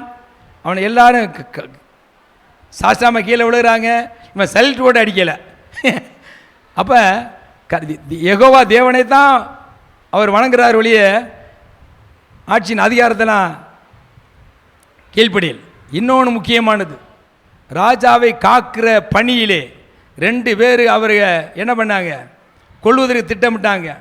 அதையும் கண்டுபிடிச்சி சொல்லிட்டான். அப்போ என்ன அர்த்தம்? அவனுடைய உத்தியோகத்தில் அவன் கொடுக்கப்பட்ட பொறுப்பிலே உண்மையாக இருந்தான். அது ஒரு வசனம் இருக்கு, இந்த சின்னஞ்சிற காரியத்தில் உண்மையாக இருந்தால் அந்நியர்களுக்கு அதிகாரியாக வைப்பேனுங்கிறார். கொஞ்சத்திலே உண்மையாக இருந்தான், அவனுடைய கடமையில் உண்மையாக இருந்தான். அதில் போய் சொல்லிட்டான். ராஜா பார்த்தாரு. அந்த நேரத்தில் இல்லை, ஒரு நேரம் இருக்குது. அந்த நேரத்து வரைக்கும் பறித்து வச்சார் மொர்தெகாய்க்கு. எல்லாத்துலேயும் வெற்றி அடைஞ்சான், ஐயா பாஸ் ஆனான். அப்போ இவனை உயர்த்துவோம்ட்டு உரிய நேரத்தில் அந்த ராத்திரியில் தூக்கம் வராமல் அந்த புத்தகத்தை எடுத்து படிக்க வச்சு அது மொர்தெகாய் பேர் எழுதப்பட்டு இருக்கிறது. இவனை என்னுடைய உயிரை காப்பாற்றினவன். அப்போ இயேசு சொல்கிறாரு, என் நாமத்துக்கு வைராக்கியம் இருக்கிறவர்களை, என் நாமத்தை பிரஸ்தாபப்படுத்துகிறவர்களை, என் நாமத்துக்காக உறுதியாக இருக்கிறவர்களை என்னுடைய காரியத்தில் இழுத்துக்கொள்வது மட்டுமில்லை, நான் அவனை உயர்ந்த அடைக்கலத்தை வைப்பேன், பெரியவனை வைப்பேன், என்னுடைய பாதுகாப்பு என்றென்றைக்கும் இருக்கும் என்று இயேசு கூறுகிறார். அல்லேலூயா. அவருடைய காருண்யம் நம்மளை பெரியவனாக்குது. வா நீ தான் இன்னொரு வசனம் இருக்க பாசிமா. உம்முடைய ரட்சிப்பின் கேடகத்தையும் எனக்கு தந்தீர். உம்முடைய வலதுகரம் என்னை தாங்குகிறது. உம்முடைய காருண்யம் என்னை பெரியவனாக்கும். உம்முடைய காருண்யம் என்னை பெரியவனாக்கும். அப்போ 127 நாடுகளுக்கும் இப்போ மொர்தெகாய் என்னவாயிட்டான் சொல்லுங்கய்யா? பெரியவனாகிட்டான். 9 திருச்சபைகளுக்கும் ஆரோக்கியத்தை என்ன பண்ணார்? அதுதான் இப்போ புரியுதாப்பா? இப்போ உங்களையும் கருத்து என்ன பண்ணுவார்? பெரியவன் ஆக்குவார். எனக்கு மட்டுமல்ல, ஒரே ஒரு ஆண்டவர் தான். ஒரு ஆண்டவரை தான் நம்ம அழி விடுறோம், ஒரு ஆண்டவர் தான் ஆராதனை பண்ணுறோம், ஒரு ஆண்டவர் தான் நம்ம சேவிக்கிறோம், ஒரு ஆண்டவருக்கு தான் ஊழியம் செய்கிறோம். எனக்கு செய்கிறவர் உங்களுக்கு செய்யாமல் இருப்பாரோ? செய்வார். அல்லேலூயா, அல்லேலூயா. அடுத்து பாருங்க 33:27. நம்மளை இழுத்து கொடுக்குற மட்டுமல்ல, நம்மளை பெரியவன் ஆக்குறது மட்டுமல்ல, நமக்கு விரோதமாக இருக்கிற சத்துருக்களை வாசிங்க. 33:27. உனக்கு முன்பாக இருக்கக்கூடிய சத்துருக்களை துரத்தி நீ அவர்களை அழித்து போடு என்று கட்டளை கொடுக்கிறாரு. இப்போ இயேசு நாமத்தில் அசுத்தாவிகளை துரத்தும் பொழுது ஓடுகுது. இயேசு நாமத்தில் ஆவிகளை கட்டுகிற பொழுது அப்படியே கட்டப்பட்டு நிற்குதே. ஆண்டவர் கொடுத்த அதிகாரம். அல்லேலூயா. சங்கீதம் 18:35 வாசிங்க. உம்முடைய காருண்யம், உம்முடைய காருண்யம் என்னை பெரியவனாக்குங்கிறது. அல்லேலூயா. சரி, இப்போ முடிக்கிற நிலத்தில் வந்துடுறேன். நான் பெரியவன் ஆக்குவதற்கு, நான் பெரியவன் ஆவதற்கு அல்லது ஆவிக்குரிய வாழ்க்கையிலே நான் ஊழியக்காரன் ஆவதற்கு என்னென்ன செய்யணும்? இப்போ மொர்தெகாய் என்ன செஞ்சார் தெரியுமா? மத்தேயு 20:26 வாசிங்க. மத்தேயு 20:26. உங்களுக்குள்ளே அப்படி இருக்கலாகாது. உங்களில் எவனாகிலும் பெரியவனாயிருக்க விரும்பினால் அவன் உங்களுக்கு பணிவிடைக்காரனாய் இருக்க கடவன். இந்த இடத்துல நான் ஒரு ஊழியக்காரன் ஆகணும், நான் ஒரு பெரிய ஊழியக்காரன் ஆகணும்னா நம்ம என்ன செய்யணும்? என்ன செய்யணும்? 2-3 பேரும் சத்தம் வருது வாயில. அப்போ அப்புறம் எழுதலாப்பா, பணிவிடைக்காரனா. பணிவிடை ஆலயத்தில் என்ன பணிவிடை செஞ்சுருக்கிற? உனக்கு ஊழி அழைப்பு இருக்கு, ஊழிய செய்ய வாஞ்சிக்கிற நீ ஆண்டவருக்கு என்ன செஞ்ச? பணிவிடை. பணிவிடை என்ன? இங்கே இருக்கிற தேவ பிள்ளை எல்லாரும் அவருடைய பிள்ளைகள். இந்த பிள்ளைகளுக்கெல்லாம் நம்ம என்ன செய்யணும்? ஜெபம் பண்ணணும், அவருடைய வாழ்க்கையில் நம்ம இணையணும், விசாரிக்கணும்னு சொன்னோம்ல, அந்த மாதிரி காரியம் பணிவிடை. அப்போ அதான் சொன்னார், ராஜாக்களும் ஆசாரியர்களும். ராஜாக்கள் ஆளுகை செய்கிறது, அந்த ஆளுகை சாத்தான துரத்துறதுக்கு அதிகாரம், நிர்வாகத்தில் அதிகாரம். ஆனால் பணிவிடைங்கிறது ஆசாரி ஊழியம், அன்பின் ஊழியம், அதிகாரம் இல்லை, தன்னை தாழ்த்துகிறது. இயேசு கிறிஸ்துவே தேவனாக இருந்தவர் அந்த 12 பேரின் கால்களை கழுவினாரே, அடிமையின் கோலம் பூண்டாரே, தன்னைத்தன்னை தாழ்த்தினாரே, வாழ்ந்து காட்டினாரே. அதே போல கர்த்தருடைய பிள்ளைகள் நீ ஊழியக்காரர் ஆகணும், ஒரு பெரிய ஊழியக்காரர் ஆகணும்னா தன்னைத்தானே தாழ்த்தணும். தாழ்மை முக்கியம். அல்லேலூயா. அதான் மத்தேயு 20:24 ஆண்டவர் நம்ம சொல்லியிருக்கிறார். அடுத்து நம்மளையும் தாழ்த்துறது நான் அல்ல, பரிசுத்த எனக்குள்ள இருக்கிறதுனால, உங்களுக்களையும் பரிசுத்தவன் இருக்கிறதுனால நம்முடைய வாழ்க்கை நம்மளே என்ன செய்கிறான்? தாழ்த்தி கொண்டு இருக்கிறதுனால கர்த்தர் உயர்த்துறார். அடுத்து எஸ்தர் 5:13 வாசிங்க.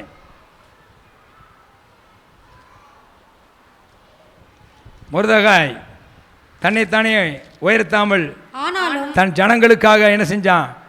உபவாசம் போட்டு ஜெபம் பண்ணான், பரிந்து பேசினான், எஸ்தரிட போய் பேசினான், என் ஜனங்கள் எப்படியா காக்கப்படணும், நீ ராஜாவு அரண்மனையில் இருக்கிற உன்னால் முடியும், கர்த்தர் அதுக்காக உன்னை கொண்டு வந்தார். இந்த நேரத்தில் நீ விட்டுட்டீன்னா இரட்சிப்பு வேறு ஆளில் வந்துடும், உனக்கு மகிமை இருக்காது, நீ எப்படி அதுன்னு சொல்லி தன் ஜனத்துக்காக என்ன செய்கிறான் மொர்தெகாய் பரிந்து பேசி கொண்டு இருக்கிறான். விசாரிக்கணும், பரிந்து பேசணும், தாழ்மை மட்டுமல்ல. அடுத்து எஸ்தர் 5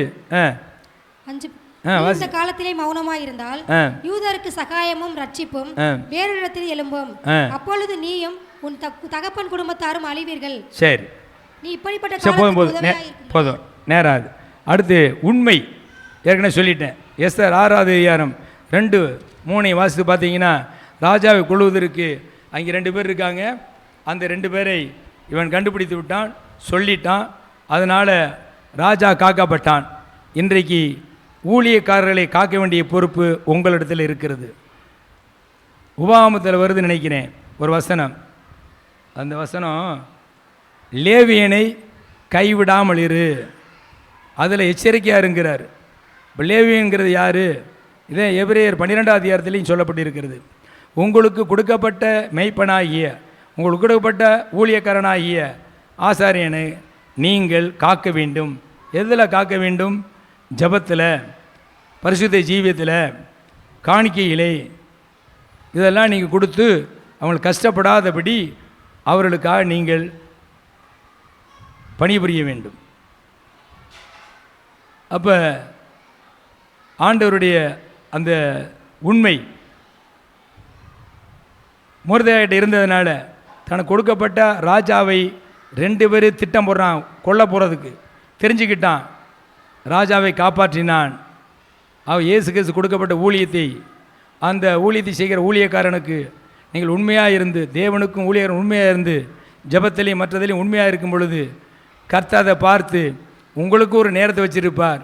அந்த நேரத்தில் கர்த்தர் உங்களை உயர்த்துவார். அல்லேலூயா. 3வது எஸ்தர் 10:3 வாசிங்க. முதலாவது தாழ்மை, 2வது உண்மை, 3வது நன்மை. வாசி. யூதனாகிய மொர்தெகாய் ராஜாவாகிய அகஸ்வேருக்கு 2வது ஆனவனும் யூதருக்குள் பெரியவனும் தன் செல்லான சகோதரருக்கு பெரியவனுமாய் இருந்து அன்றி தன் ஜனங்களுக்கு தன் ஜனங்களுடைய நன்மையை நாடி தன் குலத்தாருக்கெல்லாம் சமாதானம் உண்டாக பேசுகிறவனுமாய் இருந்தான். போதும், இதிலே நன்மையை பேசுகிறவனாய் இருக்கிறான். அவன் வாயிலே பொய் வரக்கூடாது. அல்லேலூயா. பேச்சு, செய்கையிலே, கிரியையிலே உண்மை இருக்க வேண்டும். மொர்தெகாய் நன்மை பேசுகிறவனாய், அவனுடைய பேச்சும் உண்மையாக தான் இருந்துச்சு, அவனுடைய கிரியை உண்மையாக இருந்துச்சு. 4வது காரியம், சமாதான உடையவன் உண்டாக பேசக்கூடியவனாக இருக்கிறான். நீதிமொழி 10வது அதிகாரம் 20வது வசனம். நீதிமானுடைய நாவு சுத்த வெள்ளி. நம்முடைய வார்த்தை ரட்சிப்புக்கு ஏதுவாக இருக்கணும் வெளிய, பக்தி விருத்திக்காக இருக்கணும் வெளிய, ஐக்கியத்துக்கு ஏதுவாக இருக்கணும் வெளிய, பிரிவினை உண்டாக்கக்கூடிய வார்த்தைகள் மொர்தெகாய்விடத்தில் இல்லவே இல்லை. இப்போ நீதிமொழி என்ன சொல்லுது? 10 நீதிமானுடைய சுத்த வெள்ளி. அந்த ஏற்கனவே நம்ம திருவிருந்தில் ஒவ்வொரு வாரத்திலையும் அதை சுத்த வெள்ளியை பார்க்குறோம். களும்பு பூசப்பட்ட அந்த வெள்ளியை எப்படி சுத்தமாக்குற ஆண்டவர். அப்போ என்னுடைய நாவில், நீதிமான் நாவில், கர்த்தருடைய பிள்ளைகள் நீங்கள் இருக்கிற உங்கள் நாவில், உங்கள் வாயில் எப்படி இருக்கணும்? பொய்யே பேசக்கூடாது. எது இருக்கணும்? உண்மையே பேசணும்.